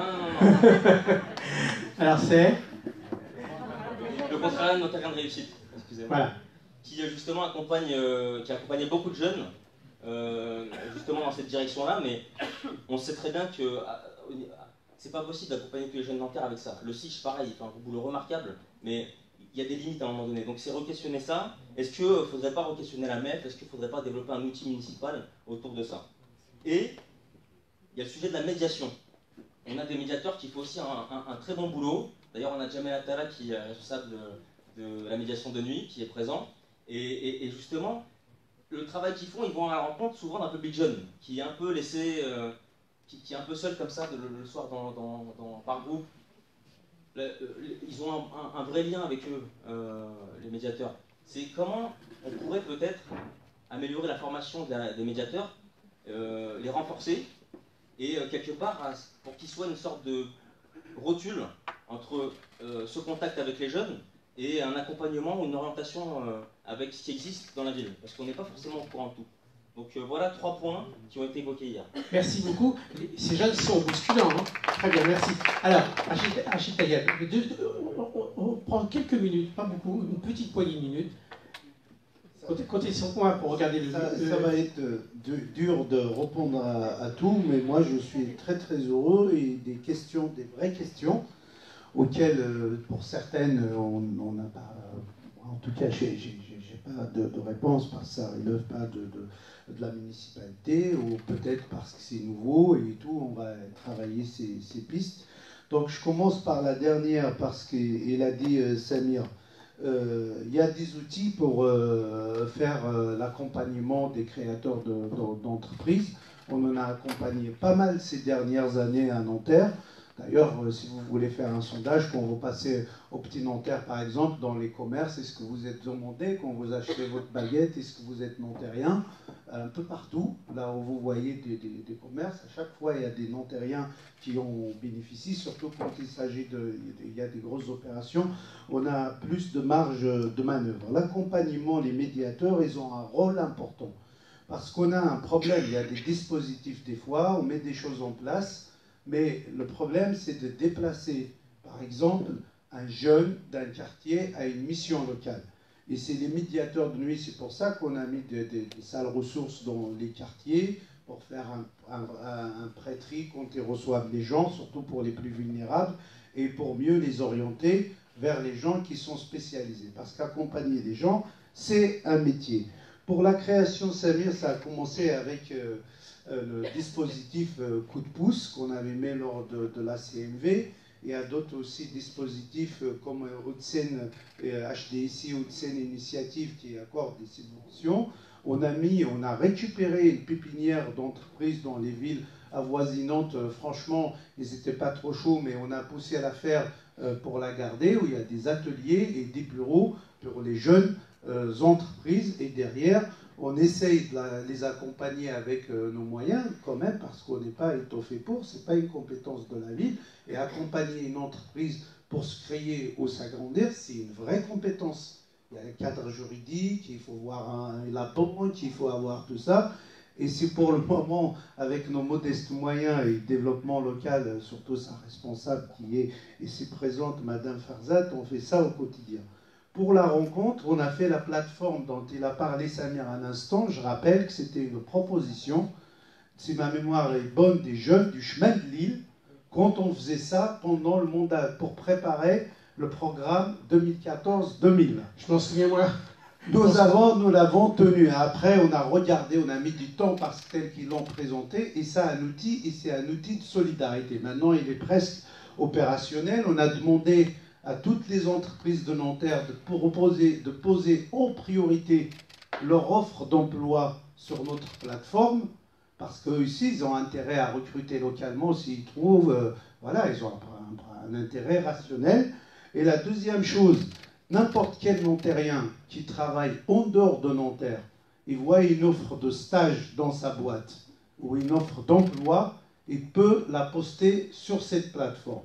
Et les gens, avec leur volonté, parce qu'il y a la protection des données, peuvent poser leur CV et qui seront vus par beaucoup d'entreprises, notamment de Nanterre. Pour multiplier les réseaux. Voilà, c'est un outil franchement simple, solidaire, parce que quelqu'un qui a connaissance d'une offre d'emploi, il peut la poster là, sans mettre son nom, sans mettre tout ça. Et on essaye aussi, pour accompagner les petites entreprises, on envisage de l'étoffer en mettant, par exemple, pour les petits artisans, qui des fois, ils ont besoin de recruter ou un boulanger et tout, mais le cadre juridique pour prendre un apprenti, par exemple, pour une grosse entreprise, il a un service RH, ça va. Mais un artisan qui veut prendre un apprenti, quand il voit le cadre juridique, les papiers à remplir, ça dissuade beaucoup. Donc on essaye de mettre tout ça, tous ces petits outils, parce que ça ne tient pas qu'à une chose, sinon on l'aurait trouvé. Donc voilà, mais après, si vous avez des améliorations, il y avait quelques idées, on est bien sûr là pour ça. Je remonte pour les médecins, madame, pour les médecins, c'est pas ce qu'on fait pour favoriser l'installation des médecins dans notre ville avec notre service de santé et la maire adjointe à la santé. Ce qu'on essaye de faire, c'est de réserver à certains endroits, comme ce que vous avez cité au parc tout à l'heure, les médecins ils sont installés parce qu'on réserve les rez-de-chaussée, ce qu'on appelle Sénaspic. C'est quand on réserve quelque chose Sénaspic, soit quelque chose d'intérêt général. En gros, donc le prix il diminue. Il diminue pour qu'un médecin puisse s'installer. Et puis les médecins, il y a une nouveauté, ils veulent être propriétaires de leurs locaux. Oui, mais je vous dis les outils qu'on met à leur disposition et on essaye de mettre en réseau pour qu'ils se regroupent, pour les inciter à s'installer, parce qu'un médecin seul aujourd'hui, il ne s'installe pas. Donc on essaye, avec les compétences qui sont les nôtres et les outils qui sont à notre disposition, de favoriser ça. Après, c'est vrai, la question de manque de médecins est vraiment criant quand on regarde la carte de l'ARS. Pratiquement toute l'île de France est en carence. Peut-être ça renvoie à d'autres problèmes qui ne relèvent pas de mon sujet. Il faut peut-être revoir la formation des médecins, le nombre et tout, etc. Oui. C'est peut-être aussi créer, voir avec l'hôpital qui est de proximité, qui est un hôpital de Nanterre, oui. voir avec eux s'il n'y a pas possibilité de créer une aile ou une maison médicale comme certains hôpitaux font. Ça, je pense, le maire, il est mieux placé que moi, la maire adjointe à la santé, pour répondre. Je ne vais pas m'y aventurer. Après, il y a eu d'autres questions sur les bâtiments vides, ce que disait le monsieur. Surtout, parfois, il y a des choses, ça nous pose un problème qui va au-delà du bâtiment lui-même. Quand on a au milieu de la ville des grandes surfaces comme ça vides, ça pose problème et ça risque de générer des nuisances. C'est toujours objet au squat, etc. Donc, on travaille. Le maire, il ne veut pas démolir. Il dit plutôt il faut rénover les bâtiments. Il faut les rendre vertueux sur le plan environnemental et écologique, les améliorer, changer leur rapport par exemple à l'espace public, essayer de dégager des rez-de-chaussée pour faire profiter des Nantériens ou pour mettre des médecins, petits commerces de proximité. On travaille comme ça. Après, on fait de la prospection. Vous savez, tout à l'heure, vous avez vu Technip qui est venu. On a oublié de mettre Groupama quand même. Presque 4000 salariés qui viennent, et les entreprises comme ça qui viennent à Nanterre, c'est sûr, Nanterre c'est bien, il y a Nanterre et les autres, ça on sait bien sûr, mais toujours est-il, pour déplacer 4000 salariés, vous vous rendez pas compte, on les aide, on les accompagne, on donne des éléments, ils viennent ici parce qu'il y a les transports, parce qu'il y a les équipements publics, parce que leurs salariés, comme on a eu une politique de logement de maîtriser, on essaye de contenir la spéculation immobilière. Leurs salariés peuvent se loger, en tout cas ils ont plus de chances de se loger à Nanterre qu'à côté, et parce qu'il y a des commerces, parce qu'il y a des parcs où leurs salariés peuvent du sport, parce que contrairement à ce qu'on dit, ils font des études sur la sécurité à Nanterre, etc., parce que leur syndicat leur pose toutes ces questions, parce qu'on fait aussi des crèches, parce qu'il y a d'autres outils pour qu'ils viennent. Ils ne viennent pas uniquement comme ça, et on travaille avec eux. La dernière en date qu'on essaye de monter comme opération, c'est avec AXA. On leur a demandé avec monsieur le maire de nous prendre une 20 à 30 gamins du collège Évariste Gallois et du collège Paul-Huloire. Monsieur Tailleb, architecte, oui. Est-ce que vous pouvez... Une dernière chose. Une dernière chose, et en plus très rapide. Très rapide. Juste pour les entreprises qu'il a cité, le monsieur d'innovation, Fab Lab, ressourcerie et tout, on peut prendre un temps, vous allez voir, ils ont vu le jour parce qu'il y a eu l'intervention de la mairie de Nanterre, notamment par les questions des mètres carrés, parce qu'ils consomment beaucoup de mètres carrés qu'ils ne peuvent pas payer. Donc l'équation économique n'est pas toujours simple. mais on y travaille sur ce secteur aussi, effectivement, qui est important. Merci pour l'ensemble de ces informations. Merci pour l'ensemble de ces informations. Évidemment, 2 secondes. Évidemment, il n'y a pas eu de réponse à tout, mais après la soirée, il y a toujours la possibilité. Vous voulez choper, vous vous dites, et moi ma question. Bon, alors ici, de ce côté-là. Juste une précision pour vous, madame, c'est que la semaine dernière, il y avait un atelier sur la santé et qu'il y a eu une proposition qui a été faite qui va dans le sens de ce que vous dites, c'est-à-dire il y a quelqu'un qui a proposé l'ouverture de consultations de médecine générale sans rendez-vous à l'intérieur de l'hôpital de Nanterre. Donc c'est une proposition qu'on a enregistrée, qui va être étudiée et peut-être qu'elle va se retrouver dans le programme sous une forme suivie. Ouais. Oui, il y a madame et puis il y a 2 ici. Oui, je vous ai vu. Allez-y. Bonsoir, je m'appelle Redouane, j'ai effectué mes études au sein de l'université de Nanterre. Dans le cadre de mes études, j'ai connu les premiers temps de grandes difficultés à trouver des stages. Or, le problème, c'est que le stage, on sait tous que ça constitue une étape indispensable à la formation et à la spécialisation de l'étudiant. Et là, pour le coup, je parle seulement de stage, régi par une simple convention, pas encore des alternances. Là encore, c'est une histoire bien plus complexe. Et du coup, moi, ma question, bon, je l'avais notée parce qu'il est un peu... Vous l'avez en mémoire, un petit peu. Ouais. Du coup, ne serait-il pas intéressant de mettre en place un réseau de sociétés qui permettrait aux jeunes de la ville de Nanterre d'avoir des places dans ces entreprises par le biais d'un accord prédéfini entre vos équipes, monsieur le maire, et ces sociétés. Eh bien, voilà une proposition. Elle est enregistrée. Elle est enregistrée. Alors, ici la dame là. Oui, ce sera après. Et puis vous, hein, c'est ça. C'est bon? Oui, on vous écoute. Donc, je me présente, je suis Nana Taquet. Moi aussi, je suis nantérienne depuis 57 ans. Je suis passée, bon, j'ai rien à dire, j'aime ma vie. La preuve, je suis encore là. Alors, ma question, j'ai 2 questions, je suis désolée, mais je vais faire très court, comme vous l'avez dit. Donc, ma première question, étant donné qu'on parle de l'emploi et des créations d'emplois, et d'entreprises, excusez-moi, ma question est, comme je suis du parc sud, c'est ça? Parc sud, voilà. Nous, on a une poste, franchement, j'ai vu des travaux, mais au lieu de s'améliorer, elle s'est aggravée, cette poste-là. On avait 5 bureaux, on est arrivé à 2 bureaux. Vu la population qu'il y a sur le parc, je trouve que c'est vraiment très très moyen. Donc, est-ce qu'il y aurait une autre poste qui va se créer ou pas? Ma première question.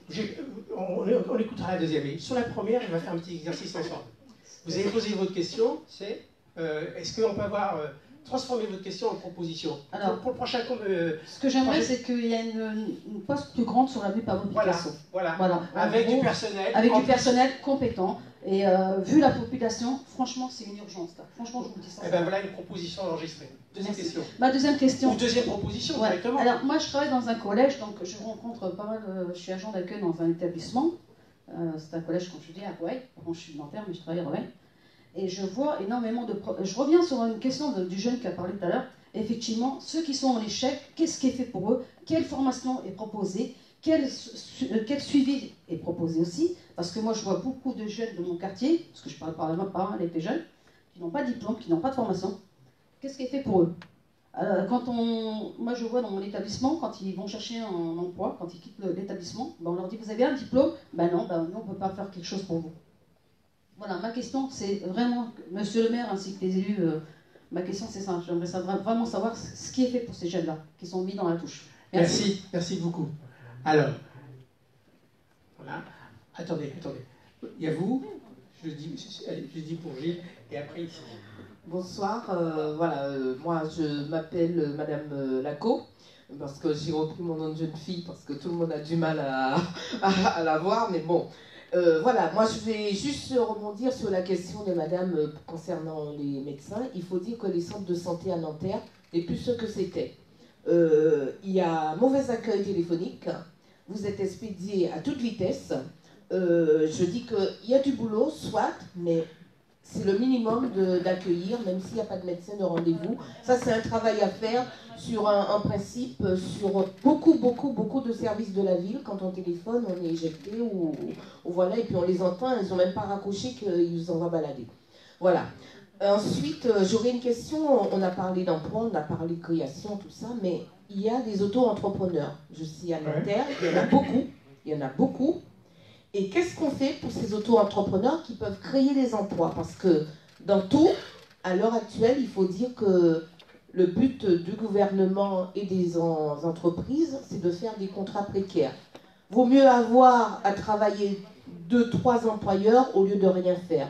Je suis désolée, moi je suis passée par là. On commence toujours par des difficultés avant d'avoir une vie rayonnante. C'est ce qu'on appelle la mutualisation des emplois. Là, voilà. Hein? Pour les auto-entrepreneurs, qu'est-ce qu'on fait? Autour de moi, j'ai une personne, elle a créé son entreprise, elle est auto-entrepreneur. Elle est obligée de sortir à Nanterre, aller dans le 78 pour trouver des gens pour travailler pour elle. Elle aurait très bien pu faire travailler des Nantériens, mais quel outil, quelle plateforme? Je pense que c'est quelque chose à voir parce que de plus en plus de jeunes veulent se mettre à leur compte, même s'ils travaillent. C'est déjà quelque chose qu'on va ouvrir pour les jeunes, pour ceux qui n'ont pas de diplôme aussi, ils peuvent travailler avec les auto-entrepreneurs. Comme on dit, c'est petit à petit l'oiseau fait son nid. Il ne faut pas avoir son nid avant de vous voir galérer. Vous les jeunes, je sais que vous voulez tous sur un plateau. Non, c'est pas possible. La personne qui vous dit que vous aurez tous un plateau, même quand vous avez des diplômes, il faut galérer. Alors, prenez patience, un jour vous allez rayonner, mais commencez par déjà avoir des petits boulots, être présent aussi, ça c'est important. Moi j'ai fait des jeunes avoir des stages, 1 semaine ça va, 2 semaines bonjour les dégâts. Et bien après, on n'a pas envie de recommencer. Ressaisissez-vous les jeunes, et vous allez pouvoir être comme vos parents et avoir des bons résultats dans votre vie. Voilà, merci beaucoup. Alors, monsieur, et après, on va descendre. Je vous ai vu. Alors, je vous ai vu. Oui, bonsoir, je m'appelle Jacques Capet, je suis président de l'association naturelle Nanterre.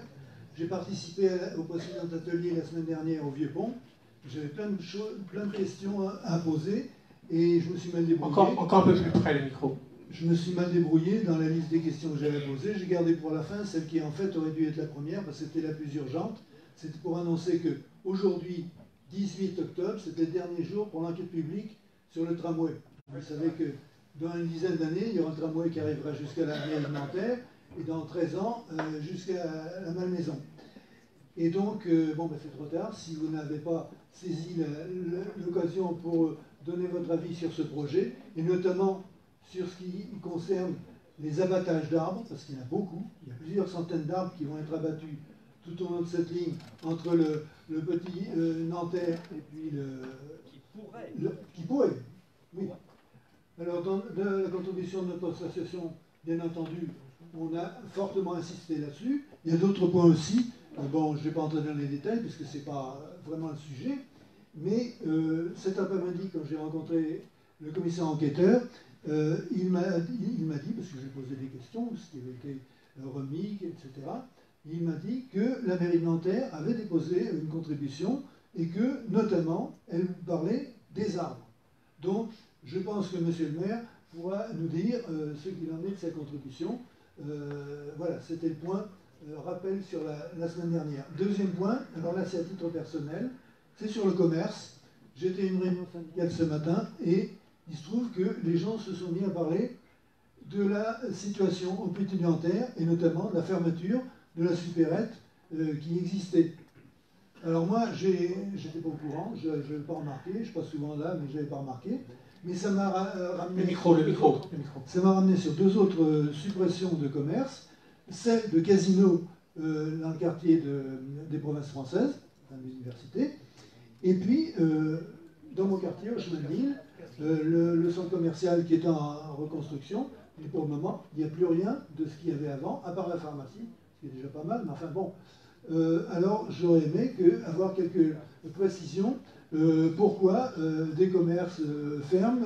Bon, celui qui est en reconstruction dans mon quartier, bon, c'est sûr, c'est pas mal qu'on le rénove, et donc, si on n'a pas pu faire un centre provisoire comme c'était prévu, bon, bah, en tout cas, d'ici 1 an ou 2, on aura ce nouveau centre commercial. Mais ceux qui étaient en place et qui étaient récents, pourquoi est-ce qu'ils ont fermé aux provinces françaises et puis au Petit Nanterre? On a entendu une question. Alors, beaucoup plus à droite. Bien de droite. Hein.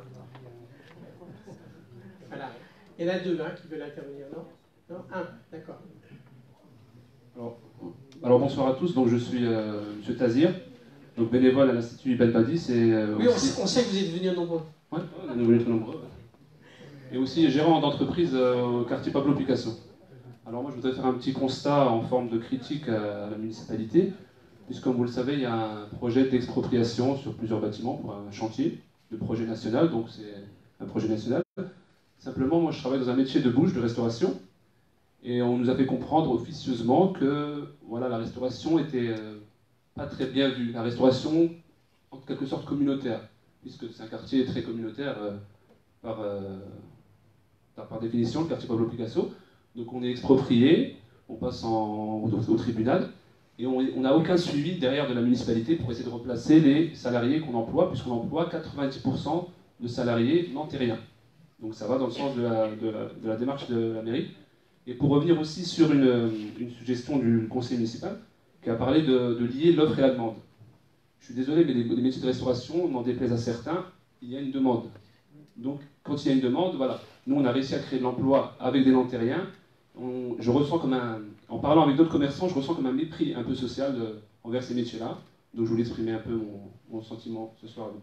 Voilà. Sentiment entendu. Alors là, juste en face de moi. Juste en face de moi. Non, moi je vais être gentil. On vous écoute, on vous écoute, on vous écoute. Parlez tranquillement, parlez tranquillement. Parlez tranquillement. Je m'appelle Khaled du Petit Nanterre et je vais vous parler d'emploi. Mais juste avant, je voulais vous dire que les idées et les propositions sont bien entendues parce que j'ai pu avoir accès au compte-rendu de l'atelier de Samir en date du jeudi 3 octobre. Et les idées et les propositions, bien entendu, ont été enregistrées et j'en suis heureux. Surtout en partie les miennes. Donc, on peut vous comprendre. On peut vous comprendre. Mais honnêtement, par rapport à M. Tayeb... Vous pouvez rester. Ouais, mais je vais rester ici pour qu'il m'écoute et j'ai envie d'être face à lui. D'accord. C'est qu'on en a plein dans le cœur par rapport, non pas vis-à-vis de vous, mais par rapport à la fonction et ce que vous représentez. Et je pense qu'au niveau de l'emploi, on peut faire énormément de choses. Comme dans les idées que j'avais apportées la dernière fois, je ne vais pas les détailler, mais l'économie collaborative, le télétravail, et essayer de renégocier une zone de redynamisation urbaine, une zone franche, franchement, ça apporterait l'emploi à Nanterre. Je vais vous dire pourquoi. Hein. C'est parce que on parle de Nanterre, mais il faut parler du Grand Paris. Et la politique de Paris, c'est la ville sans voiture. Donc au moment où ils vont diminuer le nombre de voitures sur Paris, on va avoir une circulation dense autour de la petite couronne. Donc si on ne protège pas Nanterre, tout ça, il faut vraiment concentrer le travail sur Nanterre pour les Nantériens et essayer de passer de 31% à 50%. Parce que là, vous avez parlé des 31% d'emploi pour les Nantériens, mais pour les anciens Nantériens qui sont là depuis 3 à 4 générations, qu'est-ce qu'on a? Ça, on ne sait pas. On ne sait pas si dans les 31%, il y a des nouveaux Nantériens et des anciens Nantériens. Et quand vous voyez aussi les constructions et qu'on sait que sur 4000 appartements, il n'y en a pas beaucoup qui sont pour les logements sociaux, j'ai peur qu'il y ait une gentrification dans les 10 prochaines années. Les gentrifications, hein, c'est essayer de changer une certaine population qui est à Nanterre. Nous, on a toute une histoire à Nanterre, on n'a que Nanterre. Et pour nous, les dés sont déjà joués, mais pour les futures générations, je me demande s'ils auront l'occasion de rester sur Nanterre ou d'être obligés de partir ailleurs. Voilà. Merci, merci. Merci. Alors, il y a une main, et puis, pour finir ensemble, on vous écoute, et puis après j'ai une petite suggestion, une petite information. Mais voilà. Oui. Peut-être, mais sans créer de frustration, peut-être que ce sera la dernière, on verra. Peut-être. Je vais essayer d'être très bref. Allez-y. Donc moi je m'appelle Charles, je suis du Petit Nanterre. Approchez le micro, comme si vous vouliez le manger. Ne mangez pas. Bon appétit. Donc en fait, moi j'avais des propositions à faire, oui. Des questions. Oui. Et donc en fait, moi je voulais parler de la mairie de Nanterre, en fait, l'employeur. Donc moi je voulais savoir en fait si c'était possible pour toutes les catégories C d'employer exclusivement des habitants de la ville de Nanterre. Puisque aujourd'hui, moi je trouve que la ville de Nanterre, voilà, on est beaucoup. Il faudrait aussi voir le taux de chômage qu'il y a dans la ville, parce que je ne le connais pas, moi, personnellement. Mais je pense qu'aujourd'hui, d'employer des personnes de Colombes, de la ville d'Avray, parce que ça, j'en connais pas mal dans la mairie de Nanterre, je pense que, voilà, aujourd'hui, on peut créer des emplois et de donner cette catégorie C, justement, exclusivement pour les Nantériens. Et au niveau de la catégorie B, de diviser à 50-50 si possible. Voilà, pour les Nanterrains et les autres villes. Ça, c'est une proposition. Par rapport aux jeunes futurs entrepreneurs, j'ai entendu pas mal de personnes et d'interventions. Moi, je voulais vous demander si c'était possible de faire de mettre un jury avec des projets professionnels, justement, pour les accompagner financièrement et pour les accompagner aussi logistiquement.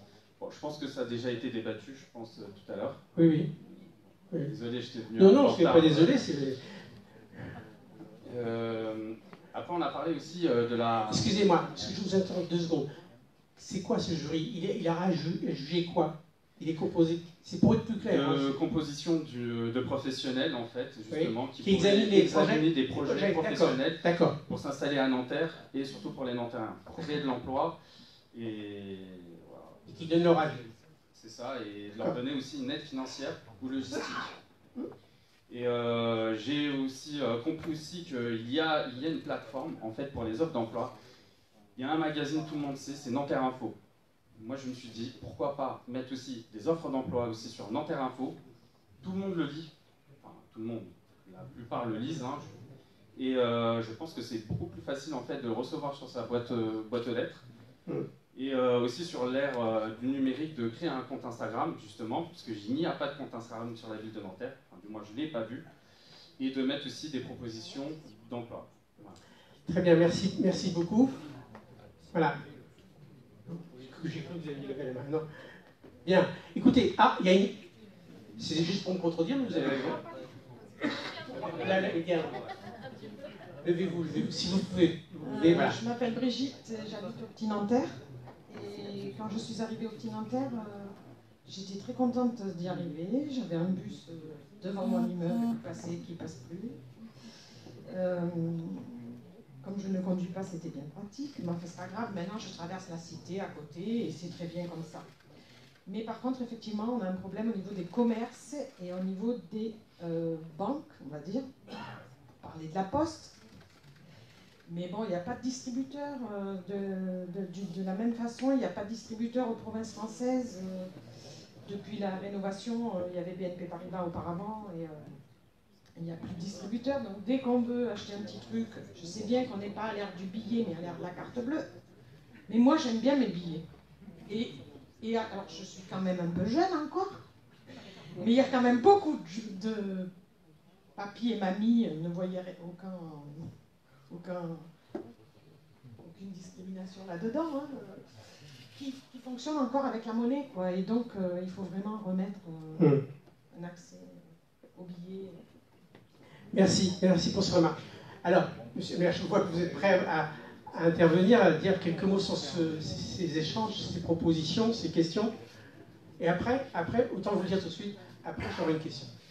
Non, mais merci à toutes les personnes qui ont voulu apporter leurs témoignages, leurs préoccupations, leurs idées, leurs propositions, puisque donc, on a entendu plusieurs propositions ce soir. Je veux évidemment, je vais prendre l'ensemble commerce de la question qui a été posée. Hein. La question qui était posée, pourquoi Carrefour décide au plan national de fermer, je ne sais plus combien, 200 magasins, parce qu'il considère que les résultats financiers du groupe Carrefour ne sont pas suffisants. Et donc, il fait quoi? Il cherche à fermer un certain nombre de magasins. Alors, il a fermé 2 magasins à Nanterre, un au Petit Nanterre et l'autre Parc Sud, qui était en réalité d'anciens Dia qu'il avait récupérés, qu'il avait rachetés et puis qu'il n'a pas voulu garder. Alors Carrefour, il prend même pas prend pas de gants, il ferme sans avertir personne, il ferme, il licencie les gens et puis évidemment la ville se retrouve à devoir travailler pour trouver des solutions. Donc, évidemment, c'est avec les équipes municipales dessus. Donc, on espère qu'on va trouver une solution. On a déjà maintenant un repreneur qui est dessus, qui évidemment, comme tous les gens qui font du commerce, ils cherchent à ce que la ville les accompagne pour qu'on essaye d'améliorer la réponse.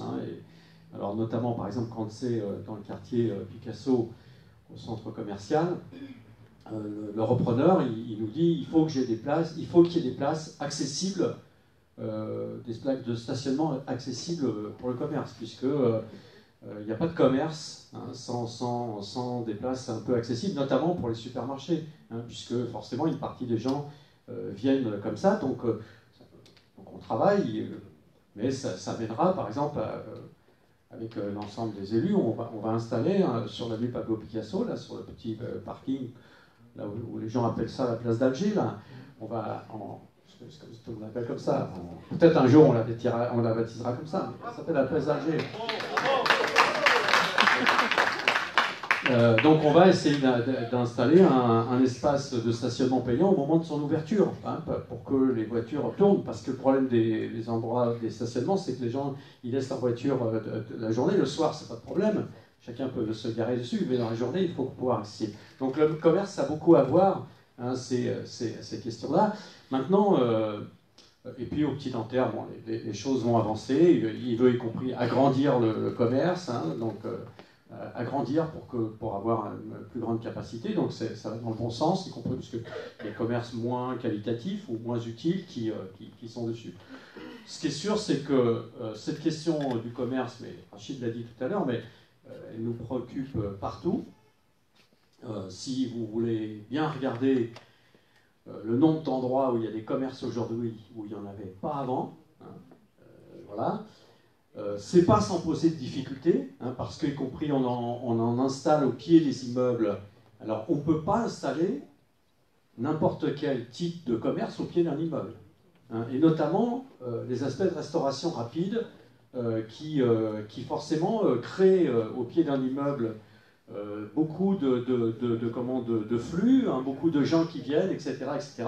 Et par exemple, quand ça a été le cas donc, à l'avenue Pablo Picasso, au départ, avenue Pablo Picasso, au pied des immeubles, il n'y a pas de commerce. Il n'y a pas de commerce. Moi, j'ai grandi à Nanterre. Il n'y a pas de commerce. Il y a de l'artisanat. Et puis, les gens qui avaient ces boutiques d'artisans s'en vont, vendent. Il y a, jusqu'à quelques années, les villes ne pouvaient pas maîtriser les commerces. Quelqu'un avait un commerce, il vend à qui il veut. Bon. Heureusement, les lois ont changé. Assez récemment. C'est-à-dire il y a moins d'une décennie où on peut intervenir dessus. Sans doute, si la ville avait eu ces outils-là, je pense des équipes précédentes, ils n'auraient pas laissé installer les commerces comme ça. Ils auraient préempté pour ne pas les laisser installer. Parce que, évidemment, ça crée forcément des difficultés pour ceux qui habitent en dessus. Il y a des commerces qu'on peut implanter au pied de l'immeuble. Évidemment, une pharmacie, ça ne pose pas de difficulté. Elle ferme, 8h30, 8h, elle ferme. Donc, les commerces notamment les commerces de restauration rapide, ça nécessite de les installer dans des endroits où il y a peu ou pas de gens au-dessus, de manière à ce que le flux qui va se produire ne vient pas perturber la vie. Donc, le commerce n'est pas si simple que ça. Beaucoup de gens veulent des commerces. On s'est fait un peu prendre de vitesse, par exemple sur l'avenue Pablo Picasso. Il y avait un petit Franprix qui s'est installé. Le petit Franprix ferme, vend à 4 un food court, là, ça s'appelle comme ça, là, avec beaucoup de boutiques, et on se retrouve les pétitions des habitants qui habitent là en disant non, c'est pas possible, et les voitures se garent n'importe où, comme les locaux n'étaient pas destinés à cela, les locaux poubelles sont externalisés, les poubelles sont dehors, et donc on doit régler ça. Donc voilà, le commerce c'est à la fois très utile, très important, mais on ne peut pas l'installer n'importe comment, et il faut être extrêmement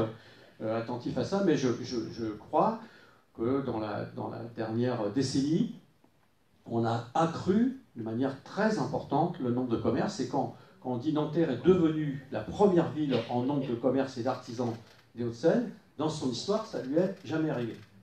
D'autres villes étaient avant nous, Boulogne, qui est une ville de 110 000 habitants, est très, très largement devant nous. Aujourd'hui, on l'est parce que c'est aussi de l'emploi pour les habitants. Ça a été soulevé tout à l'heure par quelqu'un, parce que souvent, on appelle ça les petits commerces, mais tous ces commerces recrutent de l'emploi. Deuxième chose que je veux évidemment vous dire dans les idées, dans les propositions qu'il y a, le problème majeur de Nanterre, ce n'est pas de faire venir des entreprises ou de faire venir des emplois.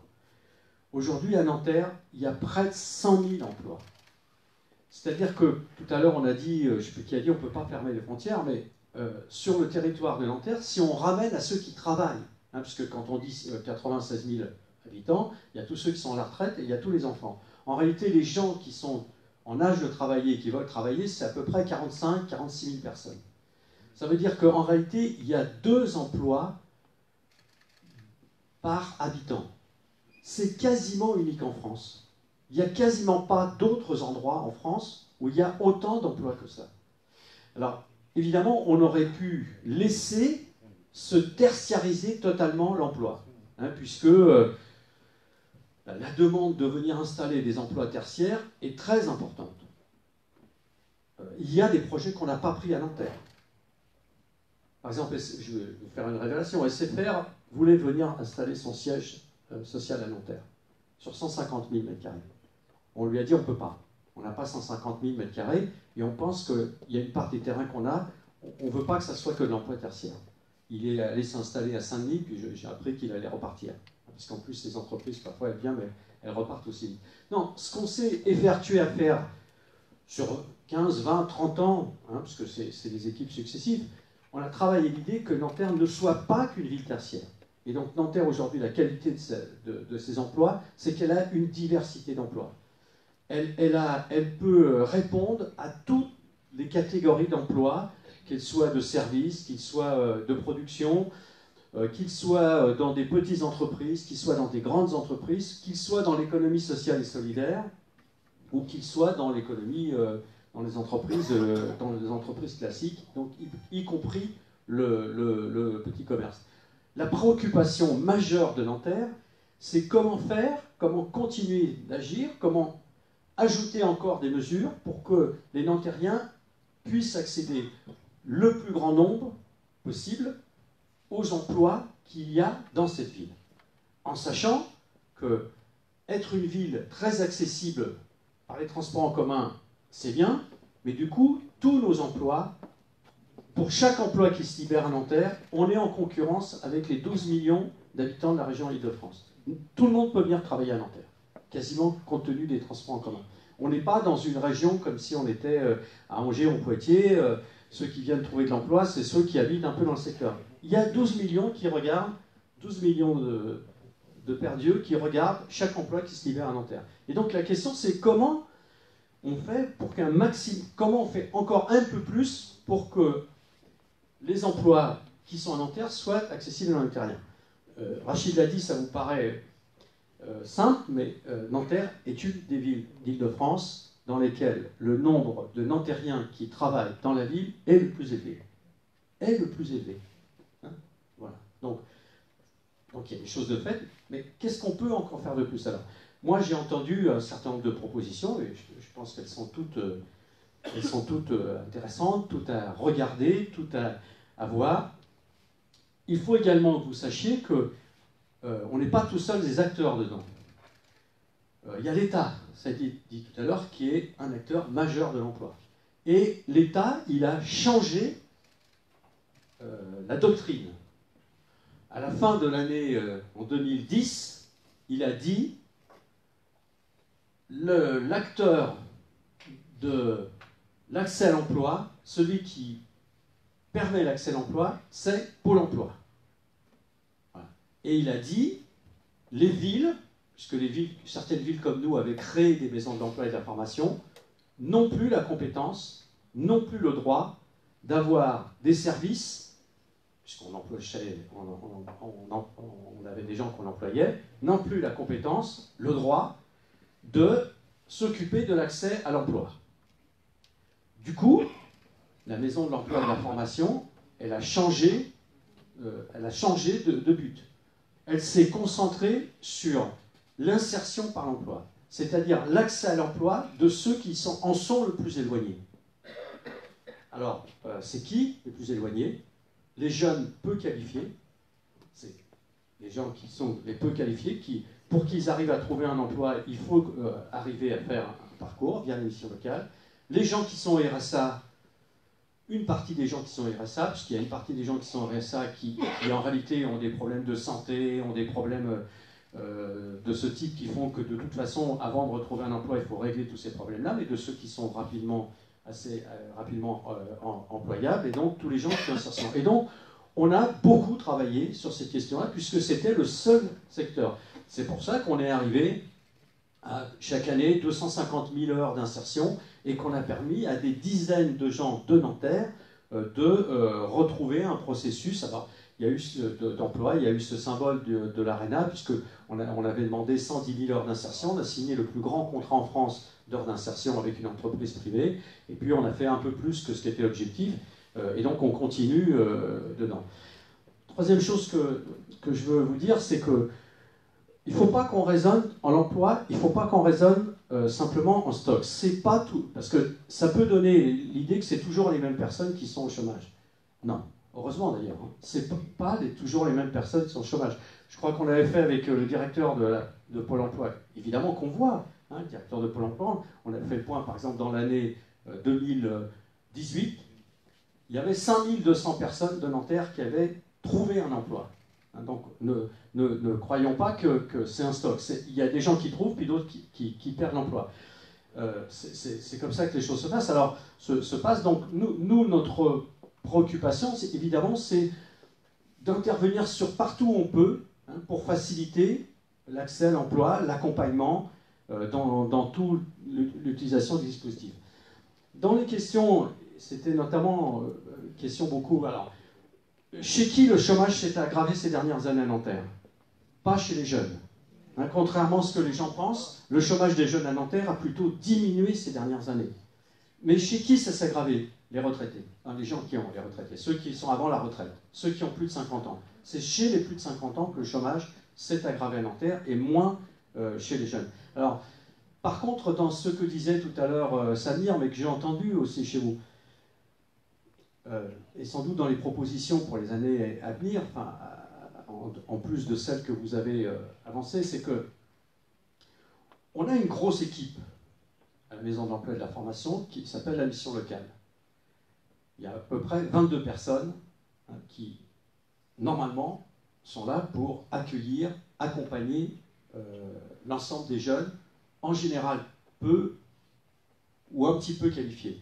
Ceux qui sont très qualifiés, ils ne viennent pas voir la mission locale.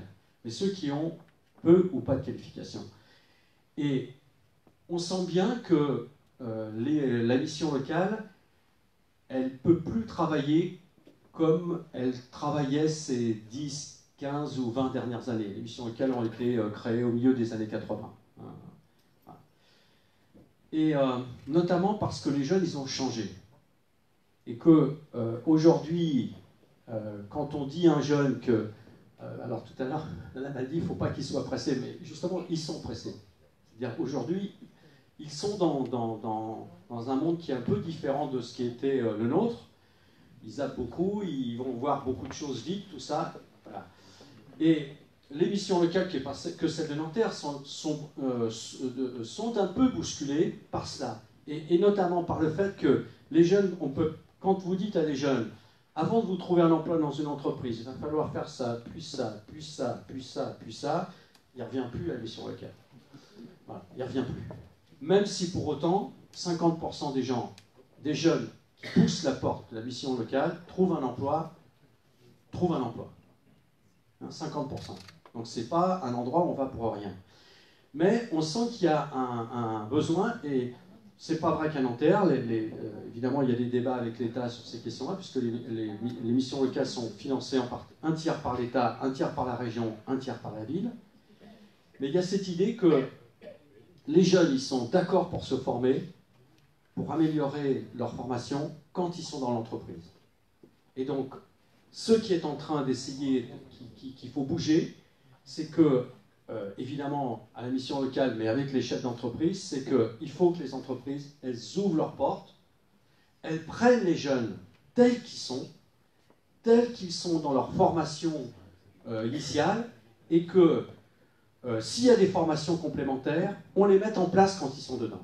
Si on leur dit l'inverse, notamment ceux qui sortent de l'école des fois qui ont plus ou moins bien réussi, ça leur a pris, on va dire les choses comme ça, parfois un peu la tête, l'école. Si on leur dit avant de commencer tout, il faut se former, on ne va pas y arriver. Et donc, il y a des dispositifs qui sont en train de bouger. De la même manière qu'il y a une difficulté avec donc, les jeunes qui sont nulle part. Il y a des jeunes qui ne sont pas inscrits à Pôle emploi, ni à une mission locale, ils ne sont pas dans l'emploi, ils ne sont pas en formation, ils sont nulle part, ils sont sur aucun radar. Alors, ces jeunes-là, donc on a répondu à un appel à projet à mission locale, a répondu à un appel à projet à Nanterre, un peu expérimental. L'État a accepté de financer un poste pendant 4 ans. Parce que moi j'ai dit, si c'est pour mettre un an puis vous arrêtez, c'est pas la peine. Mais ces jeunes-là, on ne va pas les rencontrer en les attendant à la mission locale. Ça c'est sûr, parce que c'est pas comme ça qu'on va y arriver. Et là, l'idée, je ne sais pas qui a eu l'idée de nouer des rapports avec les médiateurs de nuit, qui souvent les voient, avec les clubs sportifs, avec toute une série de gens, pour qu'on entre en contact avec eux, les équipes rentrent en contact avec eux là où ils sont, et qu'on essaie de leur bâtir avec eux, de leur redonner confiance et bâtir avec eux. Donc, il y a plein de... Voilà, on est à un moment où il faut que toutes les équipes qui travaillent sur l'accompagnement des jeunes dans l'emploi, parce que c'est normal que ça préoccupe encore un peu plus que d'autres, il faut qu'on s'adapte à ce que sont les attentes. Alors après, j'ai entendu une autre question, peut-être je terminerai dessus, qui est par exemple la question de la discrimination. Il y a une dame qui a posé la question, est-ce qu'il y a de la discrimination à l'accès à l'emploi? Oui. Oui. Toutes les études qui sont faites, il y a des études qui ont été faites comment on appelle le système, de manière à tester les mêmes candidatures en fonction du prénom, en fonction, etc., du nom, de la consonance du nom. Oui. C'est d'ailleurs pourquoi l'action d'une ville, ça ne peut pas être simplement qu'il y ait de mesures concrètes, etc. Ça doit contribuer à faire bouger les choses au plan global. Ça a été posé tout à l'heure. C'est-à-dire que la ville de Nanterre, il faut qu'elle prenne sa place, sa part, elle la prend, mais elle peut encore la prendre un peu plus pour faire bouger ces questions des discriminations.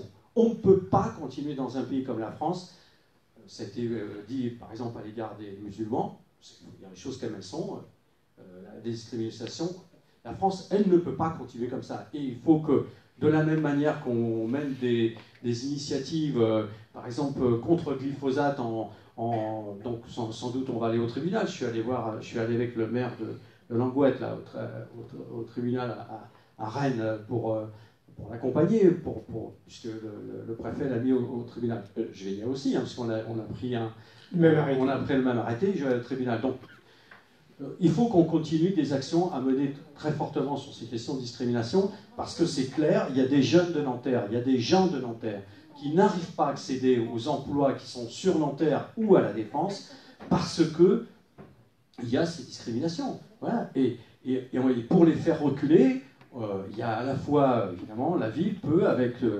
contribuer avec toutes les associations, avec tous ceux qui ont envie de se mobiliser sur ces questions-là, mais sans doute Nanterre peut faire encore entendre sa voix un peu plus forte sur ces questions-là, peut-être prendre des initiatives plus voyantes, plus percutantes. La dalle de la Défense, c'est un bel endroit pour aller de temps en temps manifester, se montrer, mais on ne peut pas accepter ça parce que on pourra mettre tous les dispositifs qu'on veut autour, etc. Si, évidemment, la France continue de regarder une partie de ses enfants comme elle les regarde, on n'y arrivera pas. Merci. Le tramway.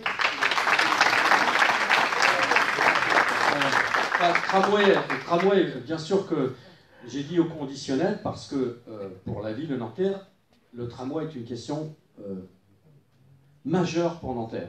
Hein, c'est-à-dire, c'est bien, on va avoir une gare supplémentaire à Éole, qui va arriver, mais notre liaison aux autres villes et à Paris va encore continuer de s'améliorer. Mais l'importance du tramway, ça va de la limite de Colombes du Petit Nanterre jusqu'à la mairie, la place de la Boule, ça dessert Anatole France, hein, ça passe devant les provinces françaises, ça va avenue Joliot-Curie, ça dessert tous les équipements de la ville, ça permet à des gens de venir dans le centre ancien sans voiture, en venant avec avec le tramway, donc c'est très important. Mais donc la ville, c'est même d'ailleurs pas normal que le tramway n'est toujours pas réalisé. Ça fait 30 ans que cette question-là, elle est posée, et qu'il faille attendre aujourd'hui. Et encore, Samia Kasmi a interpellé la présidente de la région, puisque les financements, c'est région-État qui financent.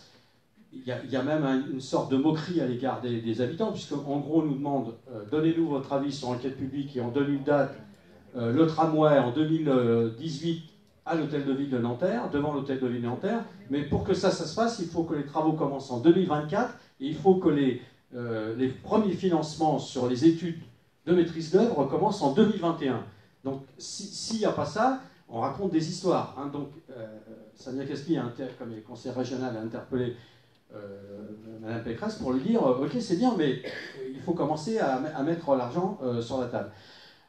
Par contre, il n'est pas question que le tramway puisse se réaliser en abattant le nombre d'arbres que les gens actuellement qui ont fait les premiers projets imaginent à Nanterre. Ça, c'est absolument pas possible. Ce qui fait cette route, Joliot-Curie, elle a été construite assez récemment dans l'histoire de Nanterre, après les années 50.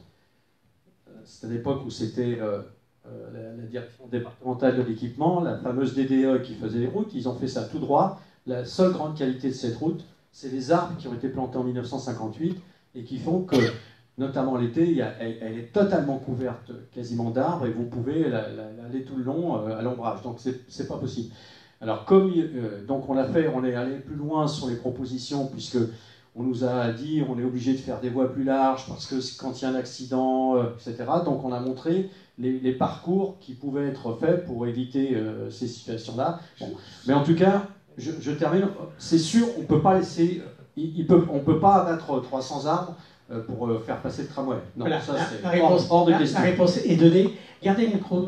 Gardez le micro. J'ai beaucoup parlé. Oui, je sais. Mais il nous reste 5 minutes. On avait dit qu'on finirait à 9h30. Il reste 5 minutes. En préparant cette réunion, je sais que vous pouvez vous exprimer sur une question particulière qui nous intéresse tous, parce qu'il s'agit des municipales. C'est sur la liste pour les municipales, sur la liste que vous allez présenter. Alors la question est simple, c'est une occasion, vous avez du monde devant vous là, c'est une occasion d'en parler. Très rapidement, quelle place pour les partis politiques, quelle place pour ce qu'on appelle la société civile, c'est-à-dire pour les personnes qui ne sont pas membres d'un parti. Est-ce que vous pouvez nous dire quelques mots sur cette liste? Je me suis déjà exprimé, mais comme il y a des gens nouveaux, et puis comme ça, c'est important de le faire partout, à chaque fois. Donc, notre objectif, en tout cas c'est ce que j'ai proposé publiquement, c'est qu'évidemment, il continue d'y avoir des élus issus des formations politiques qui aujourd'hui gèrent la ville ensemble, le Parti socialiste, le Parti communiste, les Verts, qu'il y ait les MRC, devenu GRS, j'ai oublié personne, et puis qu'il y ait éventuellement des élus des forces politiques nouvelles qui ont émergé, France Insoumise, Génération, qui ont émergé ces dernières années. Mais j'ai proposé évidemment qu'on tende à ce que la moitié des élus soient issus de ces formations politiques de gauche, et puis que l'autre moitié soit issue de ce qu'on appelle la société civile, de citoyens engagés qui ne sont pas forcément, qui ne sont pas dans les partis politiques, mais qui agissent, qui ont envie d'agir pour leur ville et qui pensent que peut-être eux aussi pourraient apporter à cette équipe leur savoir-faire, leur engagement, leur manière d'intervenir. Alors, bon, c'est des choses qui se débattent, qui sont en cours de débat, et donc, alors il y a toujours la question, oui, mais ça va être qui les gens qui ne sont pas directement issus des partis politiques. Donc c'est pour ça que j'ai proposé à chacun de nos rendez-vous, à tous ceux qui étaient là, de leur dire que s'ils se sentaient proches du programme qu'ensemble nous allons réaliser, puisque évidemment l'équipe elle se forme autour d'un programme, elle se forme pour faire quelque chose, pour mener une action, un programme pour Nanterre. Elle n'est pas comme ça posée dedans. J'ai dit, comment faire, ceux qui pensent qu'ils pourraient apporter, qu'ils posent leur candidature. Comment ça se passe? Moi j'ai envie de faire partie du... Voilà. Donc, alors, il y a des feuilles, fichiers. Il y a des feuilles qui sont là. Il y a des fiches. Les personnes nantériennes, bien sûr, hein, qui souhaitent... Ça, c'est mon dossier. Pardon. Qui souhaitent être candidats, voilà. Candidates, peuvent faire acte de candidature publique. Voilà. Puis, comme on fera, à un moment donné, une fois qu'on aura fait le tour de tous les quartiers, qu'on aura ces candidatures, on réfléchira ensemble à des critères, hein, puisque je pense qu'il y en aura plus que le nombre de places disponibles. Donc on réfléchira ensemble à des critères. Par exemple, forcément, il faudra qu'il y ait autant de femmes que d'hommes. C'est obligatoire par la loi, mais en plus c'est nécessaire dedans. Il faut sans doute qu'il y ait des critères, qu'il y en a un peu dans tous les quartiers, hein, puisque Nanterre c'est une ville de quartier. S'il n'y a pas de candidat à Picasso, qu'il n'y en a pas au Petit Nanterre, qu'il n'y en a pas au Chemin de Livre, qu'ils habitent tous le Mont Valérien, Nanterre ne réagit pas comme ça, et tout le monde est nantérien, mais il faut qu'il y en ait dans tous les quartiers. Et puis sans doute d'autres, des aspects d'équilibre entre les nantériens récents, puis des nantériens plus anciens dans la ville, hein, parce que la ville est comme ça, avec des gens qui habitent depuis très longtemps à Nanterre, et puis des gens qui viennent d'y habiter, qui habitent depuis plusieurs années, déjà 3 ou 4 années, mais plus récents, et puis d'autres critères. On démettra des critères, puis une fois qu'on sera d'accord, on trouvera une manière de les choisir en s'exprimant, en votant, en mettant les noms sur un sein bulletin, de manière à ce qu'il n'y a pas de volonté de faire un truc que personne ne sait d'où ça sort. Il y a au contraire cette idée que Nanterre, aux côtés des élus ici, des forces politiques de gauche, elle a besoin, dans cette dynamique, de gens qui s'engagent pour apporter ce qu'ils savent. Et c'est pas propre à Nanterre, parce que propre à Nanterre, même si évidemment je trouve toujours que Nanterre est une ville exceptionnelle, mais et les Nantériens exceptionnels, mais c'est pas propre à Nanterre, mais il y a beaucoup de gens aujourd'hui, par rapport à une époque plus lointaine, qui ne sont plus dans les partis politiques, pour des tas de raisons dont il faudrait débattre, mais qui, cela dit, sont des gens engagés, qui sont engagés dans des associations, qui sont engagés dans leur quartier, dans leur entreprise, dans leur université, qui sont acteurs dans les clubs sportifs, dans les compagnies culturelles, et qui veulent participer aux affaires de la cité, aux affaires de la ville. Donc voilà comment, sur quelle base on travaille, en sachant que, évidemment, on est plutôt à l'horizon du décembre-janvier que, évidemment... Oui, il y a encore un petit peu de temps. Il y a encore un petit peu de temps. Donc il y a des feuilles pour ça s'inscrire. Merci, monsieur Bell. On peut arrêter là pour ce soir. Merci à tous, merci aux organisateurs, merci pour votre participation.